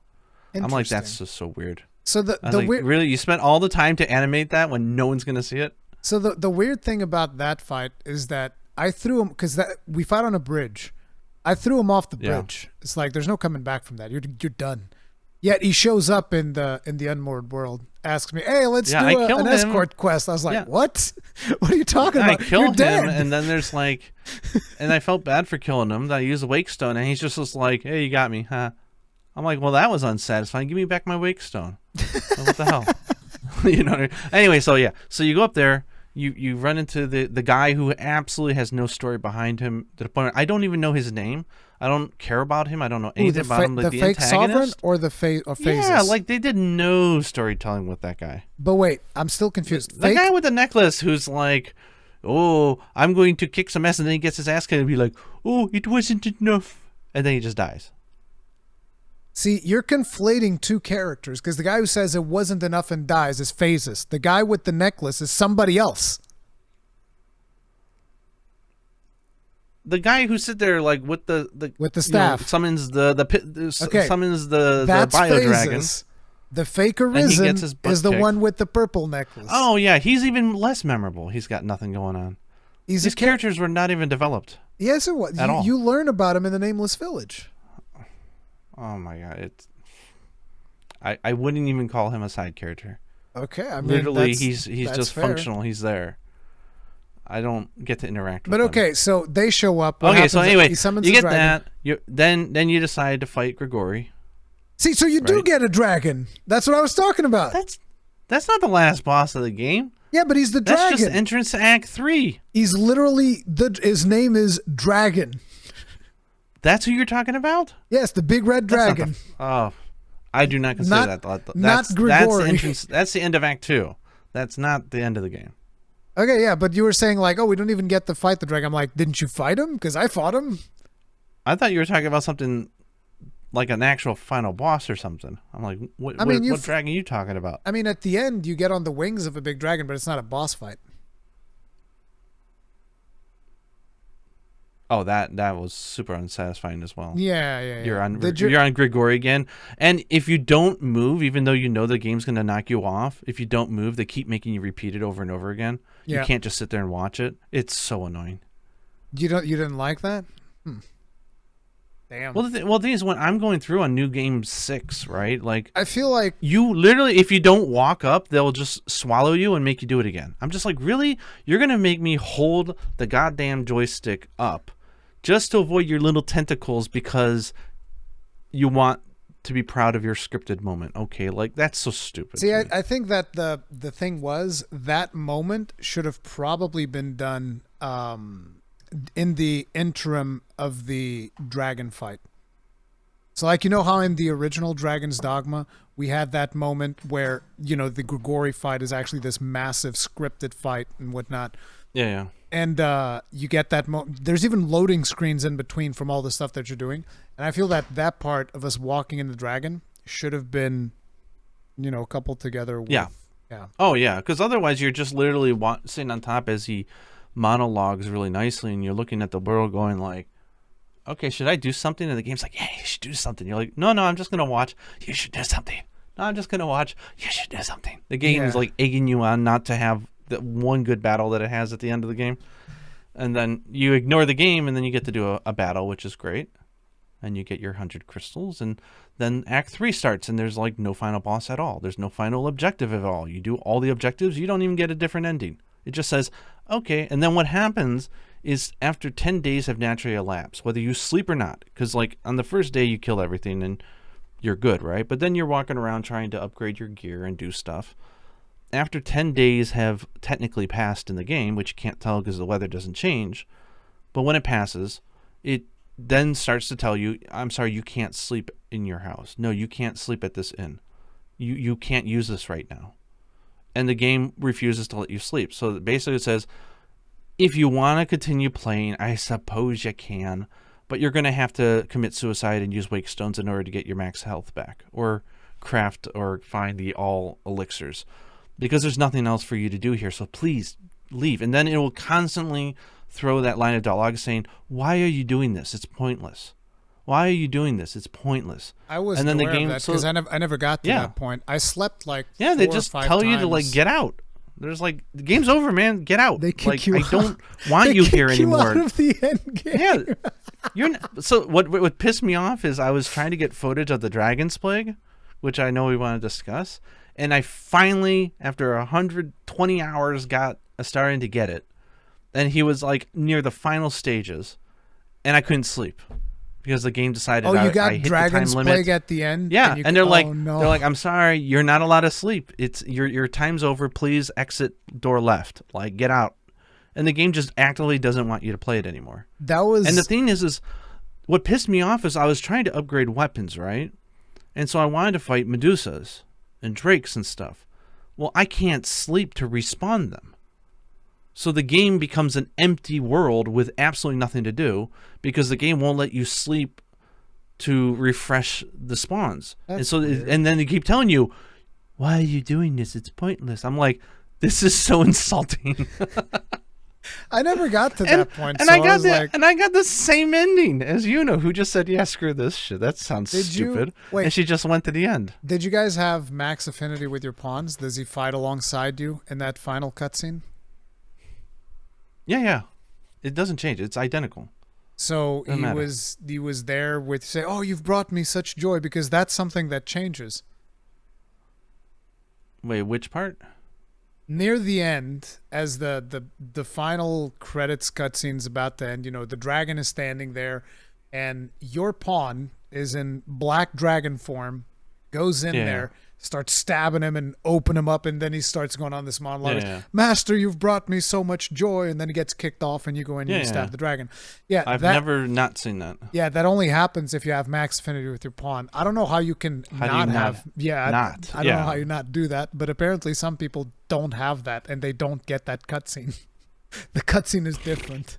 I don't know how that would work.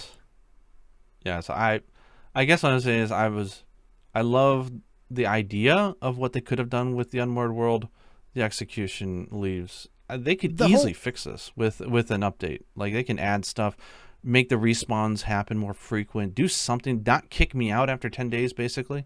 People like, they don't kick you out, they just make it so that it's a pain in the ass for you to have max health again. The same thing. The thing about the Unmoored World is that what's intended is for you to go to the places that had water, because now there's no water. And you can explore those places. And there's new things there. Like, in some places, there's new dungeons. Oh, yeah. So that's kind of like the main thing of the Unmoored World, besides, you know, just running around, upgrading all of your stuff and doing all of that. But, yeah. So, while we're talking about the Unmoored World and all that, what'd you think about the story? So, the thing is, like, Dragon's Dogma to me never really had a story as much, and I think there's some lingo that I need to go through. The first one. Well, I need to go. Yeah, I think I need to better define what I mean. The first game actually had story where this game doesn't. To me, story. So you have a story premise, right? You have a setting. What that is like the world building. Like, where is this world? What are the mechanics? How does it work?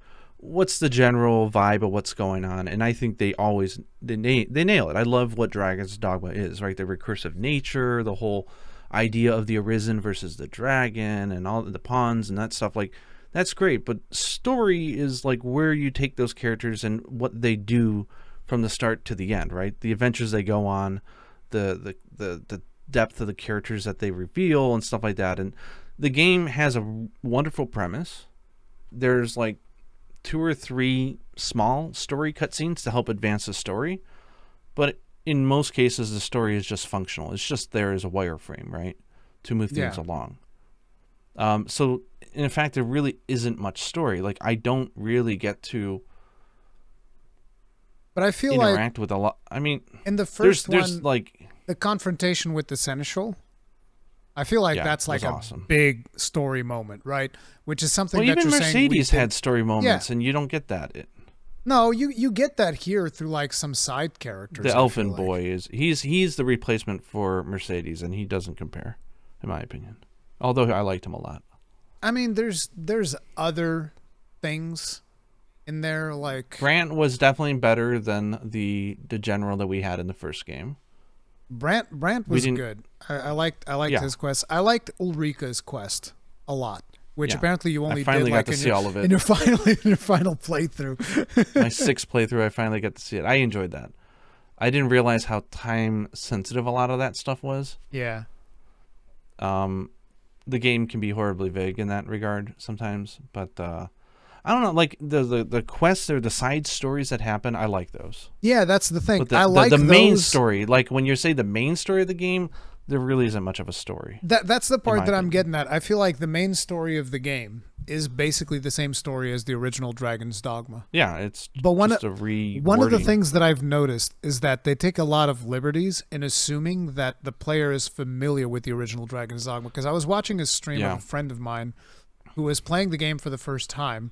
And I was like, he was playing the game mostly because I kept telling him, you got to try this. Is amazing. It's like, fine, I'll play this game. And he's streaming the game. And so I'm constantly having to jump in there and say, like, okay, so let me explain to you what a pawn is. Yeah, because the game, the game doesn't even tell you. You're surrounded by pawns that have been enslaved, and you have no concept of what a pawn is. It's so important because I didn't even realize, right? Because I know what a pawn is. I see the pawns that are being enslaved. And I'm like, oh, this is really important because somebody has control of these pawns. The pawns obviously only obey to the Arisen. So there's all of these lore things going on here. My friend starts playing the game, and for him, it says, like, oh, yeah, there's a bunch of slaves here. They call them pawns for some reason. It's like, that's it. The game only tells you about pawns after you create your own pawn. But at that point, somebody who's new to the game, they probably won't even remember that they were just in a prison surrounded by pawns who had been enslaved, who are only supposed to obey to the Arisen. So I was like, okay, stop everything. Let me explain to you what a pawn is so that you understand why it's important that these pawns have been enslaved. This is a very important thing for the story. And when I realized that by watching it through the eyes of somebody else, I was like, oh, damn, this is actually a problem. And then I started thinking about as well, he wakes up next to Ulrika. There's a dialogue option that says, I think I became the Arisen. It's like, what? And then I start trying to justify that, and I'm like, well, it might be because this world has gone through more cycles, so maybe Arisen is a more known term. Because in the first one, it's like, oh my God, my heart is gone. Yeah, I think it's missing. I think it's missing that mystical, like fantasy element in some regards. Because in the first one, like the going to see like the other guy who was Arisen or whatever, like in the field, and going down and talking to him, like that was a huge story moment and really interesting. We don't get nothing like that. We just go like, "Hey, I'm a ghost. Here's a sword. Have fun." Yeah, that was one of the Thanks, things. It's like I really enjoyed the moment to moment little stories and stuff, and walking around the castle and like, oh, I discovered that, the queen is in love with Phases. That's why she's doing everything for him and all of these things and whatnot. It's cool, but at the same time, it's kind of like just a retelling of Dragon's Dogma 1 in a lot of ways. Yeah, there's more Game of Thrones and an inferior to version in many ways. Yeah. Yeah. Like I think the mystery is gone for a lot of stuff because it's a given in this world that this is how it works, and there's nothing surprising about it. And that's the weird part, right? Because and again, and the first one, it was a big deal. They tell you, oh, you became the Arisen. And I was like, what the hell is the Arisen? That's cool. And this one is like, oh, I guess I'm the Arisen now. Oops.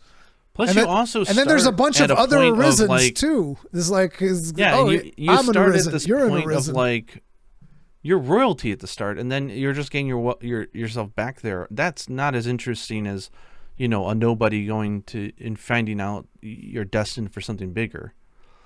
The whole moment of you like reliving that scene with your heart taking out, it's all really half-assed in a way. I think because I've seen that cutscene so many more times now. I've also noticed that they give a lot more emphasis to it in the original, because like in the original Dragon's Dogma, the dragon goes in with the finger and he touches you, and there's a big emphasis on like they didn't even show the dragon, even though the dragon's right in front of you. They mute everything out, and it's just your character going like jumping That's an intimate off. Moment, yeah. Yeah, it's a very, and in this one, it's almost like there's nothing special about it. The dragon just goes like tasted nice. You too? Yeah, you too. You're an Arisen now. Me too. We're all Arisens. I mean, yeah. If you take away the specialness, then nothing's really. That did special. you notice? But I also, did you notice that after Talos, all of the Arisen are marked on your map? Are marked. Yeah, I never understood why. Yeah, I don't know if there's a reason. People told me it's like, oh, so just hey, you didn't find the vocations yet. Now it's time for you to go find them. Now you can go find them. Yeah, I don't know. It was weird because they didn't even explain that mechanic, or do they explain? I forget if they do. But suddenly it's like, oh yeah, you can see the Arisen now. There's all these markings on the map. I was like, huh, okay. I mean, I never did find the Meister for Warrior. I think I know where it is now, but I never did find it organically. I think you found him, and I think you got it, and you just didn't realize it.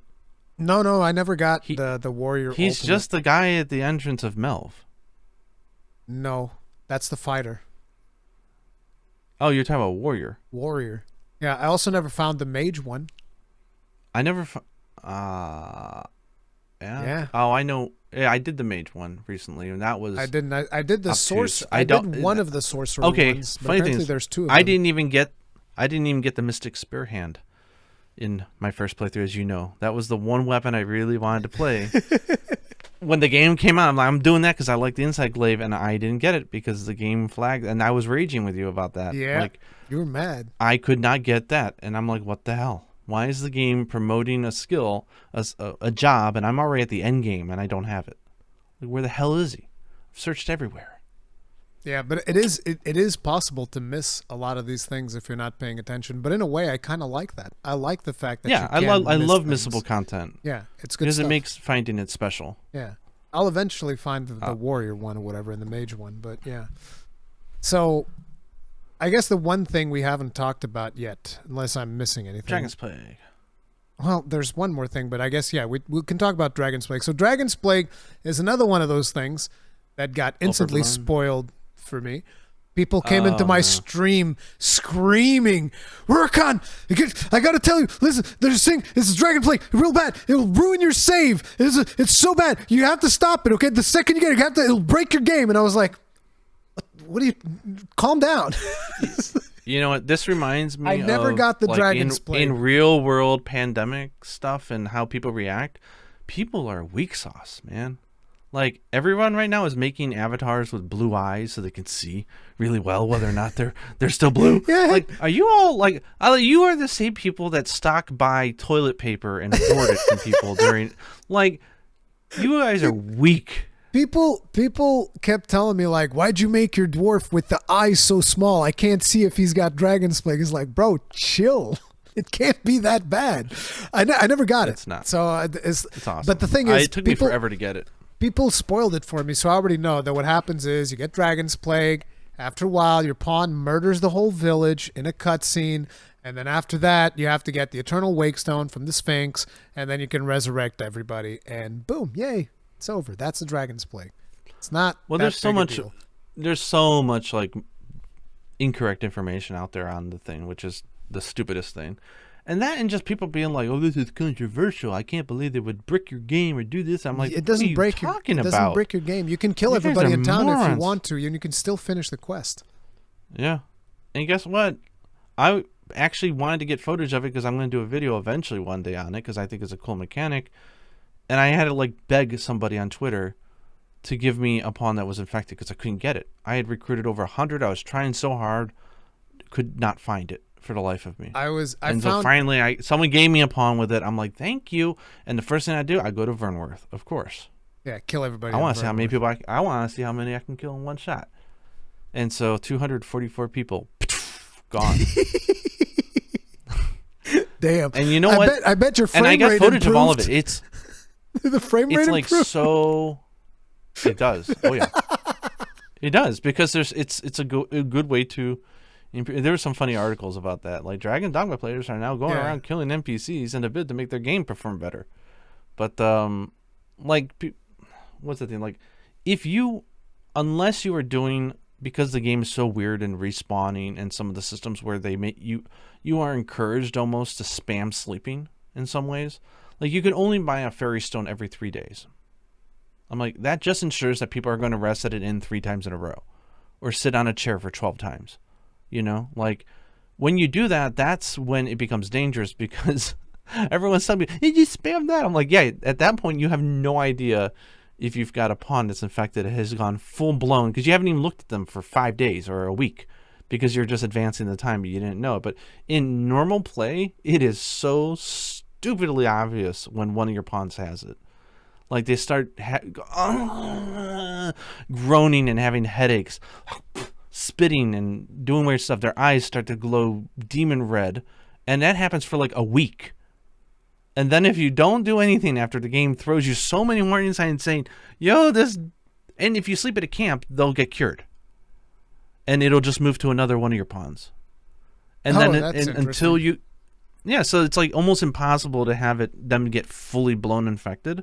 You would have to literally spam like sleeping where you don't look at your pawns at all to find out, because you when you go to camp, everyone who got it, they'll get cured. That would have been obvious but for the me person because who I never fast forward the time too much. Yeah, I was always too concerned with that.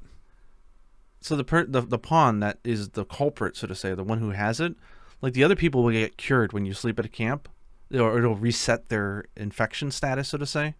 But the one who doesn't, who has it, will still have it, and so you know who the culprit is. And I think it's kind of, I can see the point that like they should, the way they treat pawns is really mean, and there's something to say about like the humanity of it. That just kill him, release him or kill him. Like people are just throwing them in the river, and then resurrecting them. And so I was like, there should be a way to cure it for them because that's a little mean. I mean, I get that. I had a problem with it, which was there was one time where I caught Dragonsplague. I mean, my pawn didn't catch it, but it was the time where the tutorial pops up. So you're like, okay, this pawn's got Dragonsplague. Someone in your team's got it, yeah. No, because it was immediately after I recruited. I recruited a new pawn to my party, and I instantly got the message, and I was like, okay, this guy's got it. The problem was, because I wasn't streaming, I was like, well, this fucking sucks. I wanted this to happen on stream. Yeah. So I instantly, I was like, well, into the water with you. You're going to take a shower. It was like instant. The tutorial popped up. I was like, all right, see you. Just like threw him into the river. But if it had happened on stream, I was going to let it play out just for the people that it would have been like, a lot more fun and interesting. Yeah. That's the thing. I wanted to get it to let it play out, but it's hard because people are so freaking scared of it that they're just throwing away and killing pawns at the moment to get it. I'm thinking, You got a story about enslaving pawns, and now they get sick, and you're murdering them. I'm like, self-awareness? Anybody? Come on. That's pretty messed up. That is pretty messed up. It is. But anyway, so you when they're fully blown, like their eyes are glowing like Sith red, right? Yeah. Like it's almost impossible. Which I'm totally on board with people who are purposely hiding the eyes of their characters or making them red, like I did. Make the eyes as red as you can because people are weak. They need to stop being afraid of this thing. Yeah. If you take your pawn in that state and you sleep at an inn, then what happens is that night they go berserko and they murder everybody in that town. So if you go to Vermouth, which is the most populated place, it will kill roughly 244 NPCs. Did it break your game? Well, let's see. Go sleep once. You sleep once, all of a sudden, the town's got like 160 people. What happened? Yeah, every major function in the game, all the shops, they all have NPCs that come back immediately to repopulate. So the game doesn't break. If anything, the game is very clear because there's so few MSQs, right? The main story quest. Yeah. That they're very specific in what character it is. They're like, go tell Brant that you need this. Go look for this Sven or whatever, right? Yeah. So if they die, which they do, for some reason the queen just regenerated naturally. I don't know how. Oh, I threw her into the brine the other day. People told me she comes back. I was like, well, that sucks. I wanted her dead. She came back. She came back after she got nailed by that. I was really disappointed. It was actually funny because to give you an idea, I literally walked up to the castle, went in through the front door, went into her room, picked her up against her will, and walked out, passing through all the guards.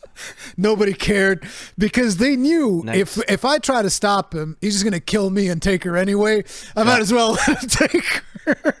So I just kept going. AI, I just kept going, went into the, like, bye. He threw her into the brine. Yeah, so I mean, at the most, you would have to use a wake stone on what, like 2 characters in that town to advance the story? I mean, it's the eternal wake stone, and it'll just. And the thing is they don't stay. There's all this information like, oh, if you don't raise them after a few days, they'll rot and they're gone. No, they're in the morgue permanently, and at any point in the game ever, you can go and restore them with a wake stone. If they die in a quest, I think they stay dead. So, like, for instance, the quest to go save Sir Gregor, I failed it because, like I told you, I've been playing just me and my pawn, 2 fighters. We don't deal that much damage. So the Doulahan was just, like, focusing Sir Gregor. Yeah. Well, that's a scripted and story like, event. Yeah, he's dead. There's no wake stoning him back to life. He's gone.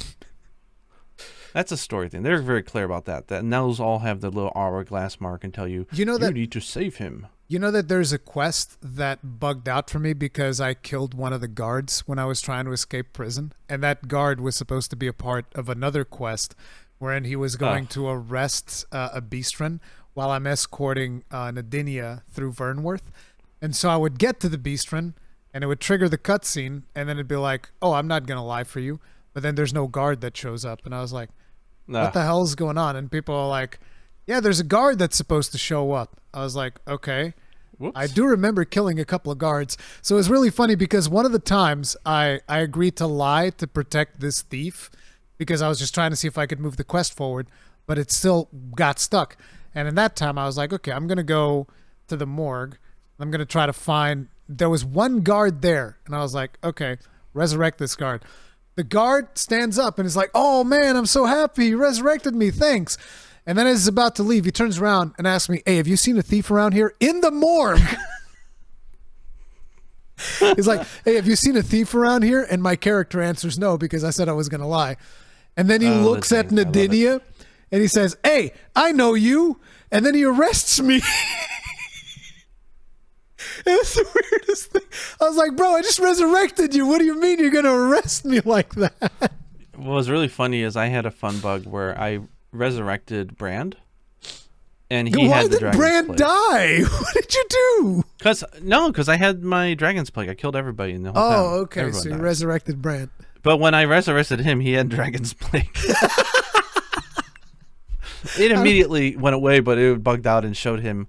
I don't think that's supposed to happen. It's not. Weird. It was funny. But anyway, so like, yeah, there's not only can you get wake stones very easily through, like you said, like the natural tons of pawns that wake just say, hey, stones. sleep one night with me and I'll spend one day and I'll give you a shard. Yeah. There's like a limitless amount. But there's also, of course, that's a good motivation to go do the Sphinx quest, which will reward you if you do all of them with the Internal Wake Stone, which is a one-time use, and you use it and it restores literally everybody. So like all 244, boom. I have 2 or 3 Eternal Wake Stones that people just sent me. So nice. I like the idea that the community can like work together to like help each other out with that stuff. I think that's cool. I don't think the game was planning on people to actually get the Dragonsplague and kill everybody, but it doesn't really affect anything. Yeah, it doesn't. It's a really cool sequence. Break everything. Yeah. No, it's a really cool sequence, and yet everyone's like pissed scared about it, that they're making their pawns with blue eyes and no masks. I'm like, that's just stupid. But it's that same thing, which this is something that I've noticed has been happening more in gaming over the last couple of years, where people feel like when they're playing a game, the run needs to be perfect. Everything needs to be perfect. So this is one of the things where I talked about this in save scumming in Baldur's Gate 3. Yeah. And I said, listen, you play your video game however you want to play it. If you want to have the perfect run, you save scum as much as you want. But my suggestion would be that at some point you try playing it with the flaws, because there's some really cool stuff that can happen when the dice don't go your way, and it's funny and it's cool. It's very interesting. A lot of people, they don't want that. They're like, I'm only going to play this once, and I'm never going to play it again because I don't have time to play it more, because I need to go play something else. And it's like, you know that the games, at least most of them, are not going to just disappear, even though we are getting some of that with the crew going away from Ubisoft. That's a whole other can of worms. But, most games are not like going to just disappear out of thin air. You can play something, not have the perfect playthrough. Just like life is often not perfect. You're gonna. So I would have argue a lot of crossroads. Running into something like the Dragonsplague and actually having it trigger, that is part of the perfect playthrough, in my opinion. Exactly. You're seeing a slice of every major feature. Exactly. Why are you running away from seeing one of the narrative features of the game? And like I said, I wanted to grab it because there's also the thing where the developer said it makes your pawn more powerful. And I think it'd be cool. And apparently people had been killing my pawn repeatedly because they're like, oh, your pawn got the Dragonsplague, and they killed him. So I don't know if I got the Dragonsplague in somebody's game and they just instantly killed him and it never got back to me. Or I don't know if maybe the Dragonsplague is just not synced with your actual pawn. It just varies from player to player. But if my pawn ever caught the Dragonsplague organically, it never came back to me. So I think that people are just like, he's got the Dragonsplague, kill him! Poor Rurikhan. It's just like getting killed instantly. I really enjoyed getting it. I thought it was a cool thing. The game really doesn't punish you, and everyone's out here trying to avoid it like the plague. Yeah, it's weird. It makes me just think, why are people so weak? Why are they so scaredy of everything? It was a cool mechanic. But on the topic of the Sphinx, so did you like the Sphinx? I loved the Sphinx. I didn't like the Sphinx at all. I think there's a few things that I have complaints about it, but in general, it was a highlight of my experience with the game. I didn't like the Sphinx. Did you do all of the things you're supposed to do with the Sphinx? Because I'm going to ask you specifics. Yeah. Like, I don't care. Like, I did, but actually, before we do Sphinx, I have to tell you one thing before I forget it, because you were talking about me raging when I was playing the game, my first playthrough, and then all of a sudden I'm falling in love with this game all of a sudden and talking about it, yet I'm still also complaining about it. It's a weird love-hate thing. The other thing that happened to me, and this, you might find this funny, but I hated it, and I think this needs to be fixed if it's not a bug, is you get to the checkpoint town, right? Rather early in the game. Mm-hmm. And you find out, okay, I can't go past the checkpoint town. And then at the very entrance, there's a guy saying, hey, I want this item. If you find it, give it to me. Thanks, bye. And then you're like, okay, whatever. The jaded orb.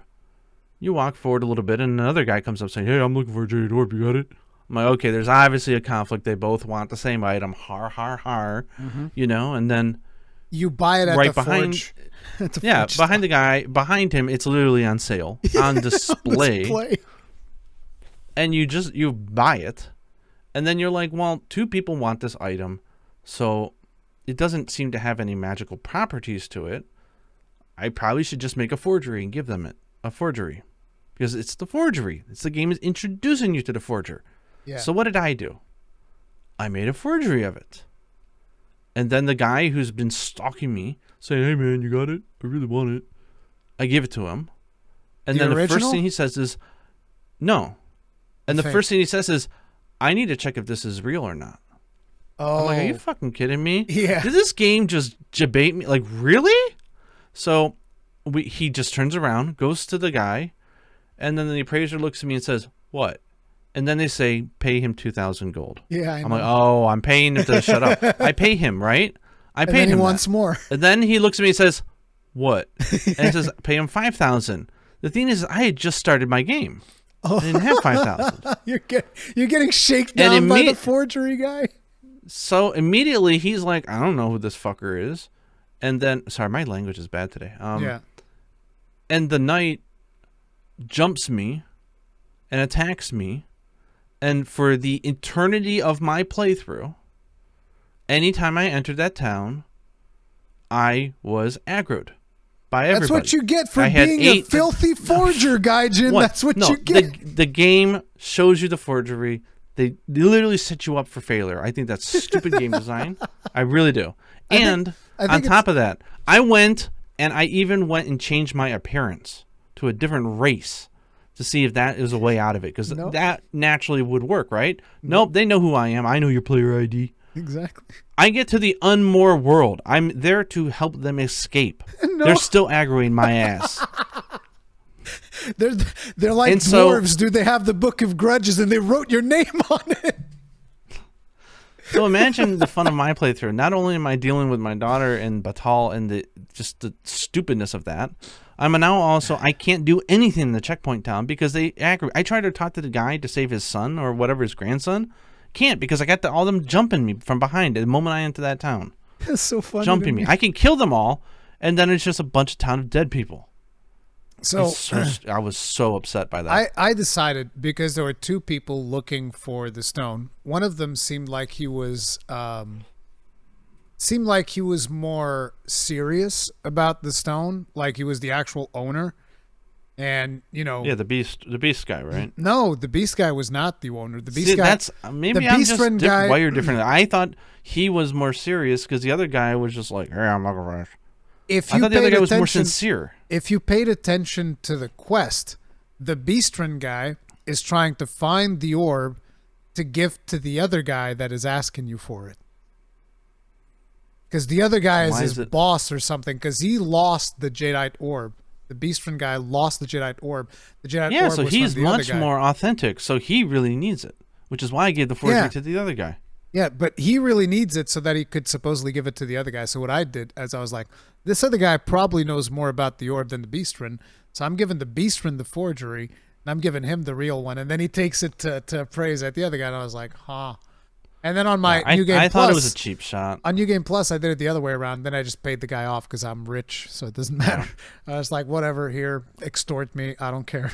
I don't need the money. The reason why I bring this up, I bought not the only because I wanted to highlight mansion in Vernworth. Oh, I bought that too, yeah. It's nice. Has no meaning, but it's very beautiful. I don't think it's that beautiful, to be honest. I think it's pretty weak sauce. For 200,000 gold, nah. Well, 200,000 is a lot, yeah. It's better than the reason hole why I bring you get that in up Batal, is but yeah, go ahead. As I know this is going to come up in your talk about the Sphinx. The reason I'm bringing this up is I think the game has a few areas that are guilty of bad assumed design. Where I think, like, you know how like when you go to a school and they give you those tests and they say like A, B, C, D, which one's different? Choose the one that's different. Like some people just think differently, right? And they're like, oh, these are all even numbers. This is the odd one. Nope, you're wrong. I was actually looking for ones that started with a consonant. Ha! And you're like, well, that's stupid. I found the reason why this one's different. So it's like they're asking you a question that they think is naturally like, well, this is the answer, but it's not. Yeah. And then they punish you so horrifically hard for screwing it up when they weren't clear in the first place. And I think there's several cases of that in this game where they're like, I just feel like that's just dirty because like you really weren't clear. Like that's just, and then in my case, they kicked me in the teeth until the very end of the game. And in your case, like the Sphinx, if you screw up, they just shut the door on your ass. And it's just like it's a little extreme. Like I'm really like it wasn't I'm not taking the L for that. That's not my fault. That's your fault. It wasn't because of that. That's not the reason why I didn't like it. Like I didn't like it initially. I imagine you would bring it up. Part of it is because of the streaming thing, because I felt like, okay, I need to do the Sphinx so that people see it. So I'm just jumping all over the place, and I was like, this is not fun. This is not a fun way to play Dragon's Dogma, teleporting all over the place. So that was number one. And then number two is, I'm not sure if you've noticed, but for every single question in the game, at least the ones that I saw, the Sphinx goes, "Are you sure? Yes or no?" Yeah, I love that. That's the best part. And then it does like Except the FF14, like the treasure map where they go, "Ooh." Yeah. Yes. Except for one of those questions, the parents one. She doesn't ask you for a confirmation. Now I was curious because I was thinking, could the parents be an item? Maybe it's a trick question. Let me see. So I tell her, I have your parents here. There's no confirmation. She just goes like, these aren't my parents. I'm like, no shit, there's nobody here. I was just curious. And so I'm like, why does everything have a confirmation except this one? So that pissed me off, number one. So there's a teleporting thing. Then there's that. Then there's the thing where you're supposed to find her again, the riddle of reunion and all of that stuff. I had already found the other place. And they don't even tell you it's a riddle. No, but that doesn't matter. I knew it was a riddle because I saw it. You solved the riddle of reunion. I was like, okay, I get it. The thing that bothers me is then she says, tell me how many of my riddles were aptly answered. And I was like, okay, aptly answered means the ones you got right. Answered. Yeah. That's wrong. She wants you to tell you how many riddles you answered, not how many ones you got right. So if you got guys that say I don't know if it's right, but there's guys that say that if you answer with all the ones that you've done, you'll actually fail it, and it's only the ones that you got right. Then I don't know, because I've heard people say that it's all of them. But then there's the other thing, which is she says, oh, put the statues here in front of me. And I'm like, in front of you where? On top of the pulpit? Where? Like, where am I supposed to put these? So I put them on the pulpit, right? I put six statues. She didn't say, oh, you mean 6? Nope. No. Like there's no confirmation. There's nothing. And on top of it, when I interact with her, she knocked 4 into the ground. She just knocked 4 of them into the ground. And I was like, wait, what a diva. Does this count? I don't understand. People were telling me it doesn't need to be in the pulpit. So I was like, okay, that's fine. Because I know for a fact that I answered correctly the 6 riddles. Up until that point, I had done 6 riddles correctly. I know this there's not a single question in my mind that it was 6, if you count the reunion one, unless the reunion one didn't count. Because technically speaking, count, but technically speaking, the reunion one, you don't answer anything. You just find that's her. what I'm saying. Like, this is what I'm saying. Like, when you're saying, weird. like, hey, here's a forger. Hey, I'm looking for a stone. Give me it. Wink, wink. I'm like, the game's just, that's bad. And that was the one where she just goes like, well, fuck you, bye. I was like, yep, bye. What? I was not particularly happy about that. It was not because of failing. It just didn't feel fair because of the way that things were worded, because of the way that it's not made clear, where am I supposed to put the statues? I don't know. Put them up my ass? Like, I don't know. Yeah. So I don't know if it was right. I don't know if it was supposed to be on the pulpit or in front of her or on the side of her. No, I didn't put them on the pulpit either. Yeah, so I don't know how that ended up happening, but I did carry the urn. I carried it all the way to Bach Vital because I thought that's Monster Hunter Egg Quest mentality. Yeah. But like, shit. I was initially, I even said the solution. I was like, wouldn't it be easier just teleport the person here? But I thought you couldn't teleport people that weren't. Yeah, I didn't know it either. So I used the seal file on him, and I put him in a bin. I used the seal file on the loved one, on the previous one. So I brought my loved one there with the sealing file, so I didn't have it for that one. But apparently, you can just grab him and teleport, and that's fine. That's what I found. I'm like, really? I was like, come on now. But basically, once I realized that you could do that, because people told me, yeah, you said the solution, you can do that. I was like, nah, I'm gonna carry this bitch. So I go all the way to the rest checkpoint town. There should be an achievement for that. I'm sorry. So I go all the way, and because my plan was, I'm gonna go all the way here, and then I'm going to use an ox cart to carry this into the city. But what happens is that thing does not stay in ox carts. So it doesn't teleport with you. And I was like, what? How's that fair? That's so weird. So there's a bunch of stuff about that doesn't work. You know that if you take that thing on a gondola, it will not stay in the gondola. It will stay floating in the air as the gondola starts moving. Oh, God. So I came across a lot of weird, glitchy things like that with that particular quest. But, yeah. Oh, Jesus. No, I really enjoyed the Sphinx, even though I do agree with that jankiness being wrong. The eye puzzle I thought was a fun. I also, I really love riddles, so I wish they didn't call them riddles because those are not really riddles. I really wish they would have did something like like the movie Labyrinth or something, where they're like, you've got two doors before you. One guy can only tell the truth. One guy always lies. He says that this door is not the door I need to go in. Who's right? Like those things that you want to like get out of pen and paper and like sort of think about it, like, oh my God, which one's right? That would have been cool.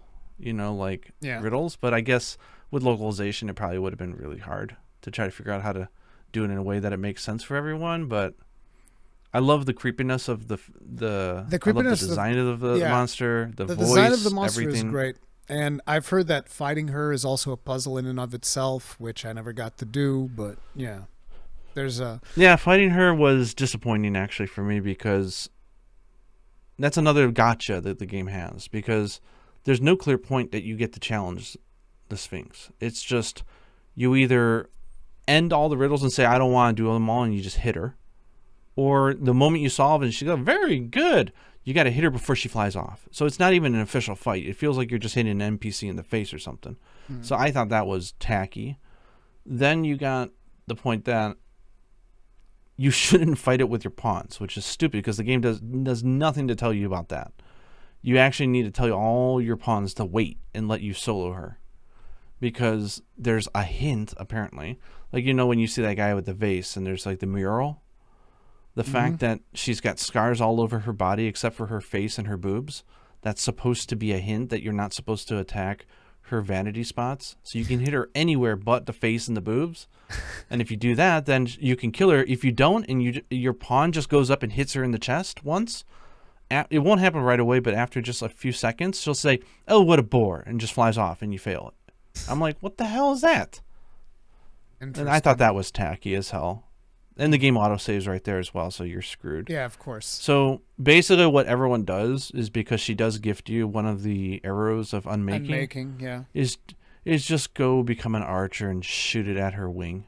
Boom, done. I don't think you can even shoot it at her face. I think you have to do it to the wing. I'm like, that's vague at best. Yeah.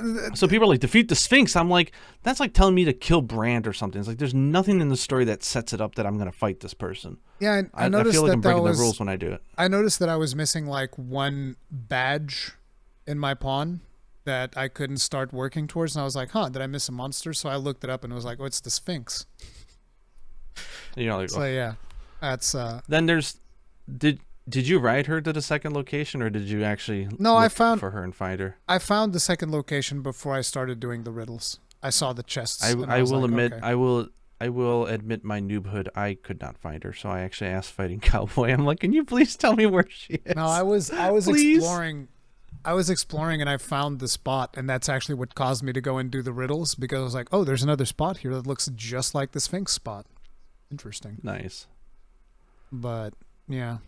Is there any other riddles that you found weird? Any other riddles? Or you wanted to ask me about? The Sphinx parents, I think it's really... what is that? I've been told by Ratatosker that it's a pawn you're supposed to find in the rift. Yeah, so that's obtuse. So what it is sometimes when you go into a rift, there's a pawn called Sphinx parent or Sphinx father, Sphinx mother. And when I was asking Cowboy about it because I didn't know what to do. And when I went into a Riftstone, there was no pawn like that. I went there again, did it again. It took me over 20 or 30? I can't remember the correct number, but at least over 20 times of constantly going into the Rift, exiting, enter, exit before it finally appeared. I'm like, no one's going to think that you do it 5 times, it's not there, right? Nope. Yeah. Just got to wait for the RNG, and then you hire them. I don't know whether it has to be a Capcom pawn or it can be a player one. Yeah, I don't know, because if people are cheating and they're setting people up for failure. Because I heard that from Ratatoskr that you're supposed to find those in the Rift. So the other day I was playing a New Game Plus, and I'm going to a Rift, and I find a bunch of pawns that are called Sphinx Parent, Sphinx Mother, Sphinx Parent, Sphinx Mother. And I was like, okay, there's probably, I'm assuming that the right one will be by Capcom.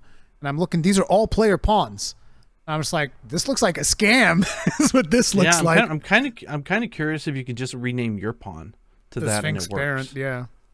But I don't know. I was too lazy to check. But I thought that was kind of an obtuse one because there's no hint at where, in the language of where you might find their parent. I thought that riddle was stupid because I was thinking to myself, before I answered it by mistake, because there was no confirmation, I was like, oh, I need to go look at that mural that's in Bak Batal. I need to go look at the mural that's down there a little bit better. Maybe there was like a hint as to where I can find her parents.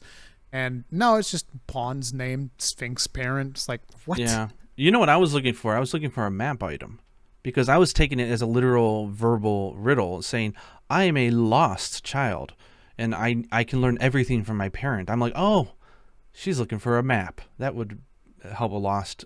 Nope. It was just a pawn. Yeah, I thought that was tacky. That's why I thought it would have been. That's why I thought it would have been a friggin' an item or something that you would get, or maybe even something that you'd get like a. And for the loved one statue. Is also kind of tacky because I thought, oh, you have to bring a character that you have affinity with. I don't think the game gives a shit who you put there. I think it's just asking you. So you can take your just pawn. You can take a pawn that you just hired that you've never talked to and just put it down and it works. Just take anybody. And if you take the entire party, there's different dialogue saying, oh, just one. If you take the whole party and put them there, she's like, oh, nice. Yeah, that was what I was going to say. When I took Ulrika there, she was like, oh, only one? I thought you had more. I was like, oh, okay. I'm a one-woman guy. Sorry. Even though... Interesting enough, if you go to her before... Oh, go ahead. The Ulrika ended up not being my romantic interest. The dragon was like, no, I'll just take this... I'll just take this blacksmith that you've been giving all your money to. It's like, yes, makes sense. I've been giving her all my money. She does dwarven upgrades, you idiot. How am I not supposed to give her everything? Yeah, I don't like the idea that talking to somebody or someone who naturally has quests in the story, like Brand, always ends up becoming your love. And you're like, I don't love him. He told me to do something, man. Come on. Yeah, especially because finally getting Ulrika felt good. I gave Ulrika 2 rings of eternal bond, and that wasn't enough to signal to the game that like she's the most important one. The game's like, no, you like Brandt. I know you like Brandt. I was like, God damn it, game! What the hell? I love it. I was gonna say, yeah, and the idea of I do like the trick of like the conviction one, like. Give me an item you care the most. I'm gonna take it. You sure about that? I'm like, I like this. I gave her the port crystal. Then, yeah, you give her the port crystal, and she'll give you one back, and so you get duplicate any item in the game, basically. I realized it was a duplicate thing because I was playing a magic archer at the time, and I was like, well, as a magic archer, the most important thing I have right now is this magic bow. So I give it to her, and she's like, okay, here's one. Have another one. And I was like, I don't want magic archer bows. God damn it. Oh man. But yeah. Yeah, what was I gonna say? Yeah, but the concept I like. I think the execution could have been better. Especially the fight should have been like, you solved all my riddles, now face me and show me. Or they should have made an actual event out of it instead of like, oh no, you're just supposed to hit her before she flies off. I'm like, that's stupid. Come on. Yeah. But I was trying as much as I'm complaining, man, I know it sounds really weird, but I have to say again, I love the game. Yeah, that's the thing. I feel like this podcast is going to have a bit of negative. Yeah, it feels like a bit of negative energy. But the thing is, we can't stop playing it. No, it's fun to play. It's what I was going to say is there's no way for somebody to talk as passionate as we've been talking about this game for like almost, I think it's probably more than 3 hours at this point, if not coming up on 3 hours. There's no way to talk this long, this passionately about a video game and not like it. It's actually straight up impossible. The game is awesome as far as I'm concerned. Yeah, we love it. Yeah. But could have been better. Could have been, Yeah, fingers crossed. I hope they do some expansions, or maybe not even just title updates. They just take their time and do a really good expansion. Really I'd be happy, proper but expansion. I think it would Flesh just be it a real loss if they don't. Yeah. And I was very happy to see 2.5 million sold, because Japan, the sale numbers were abysmal. It was like 700,000, like 70,000 like physical copies sold or something. I'm like, ugh. That is not But nothing here on lot. PlayStation sells. So yeah. It was. I'm happy it's selling. So fingers crossed. I'm hoping it keeps selling, because at the end of the day, despite the shortcomings that we talked about, I absolutely love it. Wouldn't trade it for the world. Still my game of the year. Any game any game that's adventurous and experimental and fun like that is going to have its ups and downs, but the ups more than carry the game. So good. It's fun. But anyway, we've been talking for it's getting too long. I gotta get some dinner. Yeah. I gotta make Gaijin dinner. My daughter's starving to death. I haven't eaten either. It's like 2:30 p.m. Haven't even gotten to lunch, so I need to eat too. But if you guys enjoyed this extra long version of the Third Fleet podcast, make sure to hit up with a like. There's links to Gaijin's channel as well for whenever he does decide to make these Dragons Dogma 2 videos he says he's gonna make. You guys can find those there. Go ahead. School's year just started in Japan, so it's been very busy. So it's rough, but yeah, that's gonna be it for now from us. Thank you all very much for watching. Stay strong, stay safe. And I gotta put something out here. If you guys want us to do a part 2 on this, because I really like talking about Dragon's Dogma 2, like put questions that you want answered in the comments, and maybe that'll convince us that we can do another episode. Because I want to hear your episode's thoughts, opinions, questions. Yeah, let us know, stuff guys. like that. See you guys in the next one. Anyways, happy hunting. Peace out.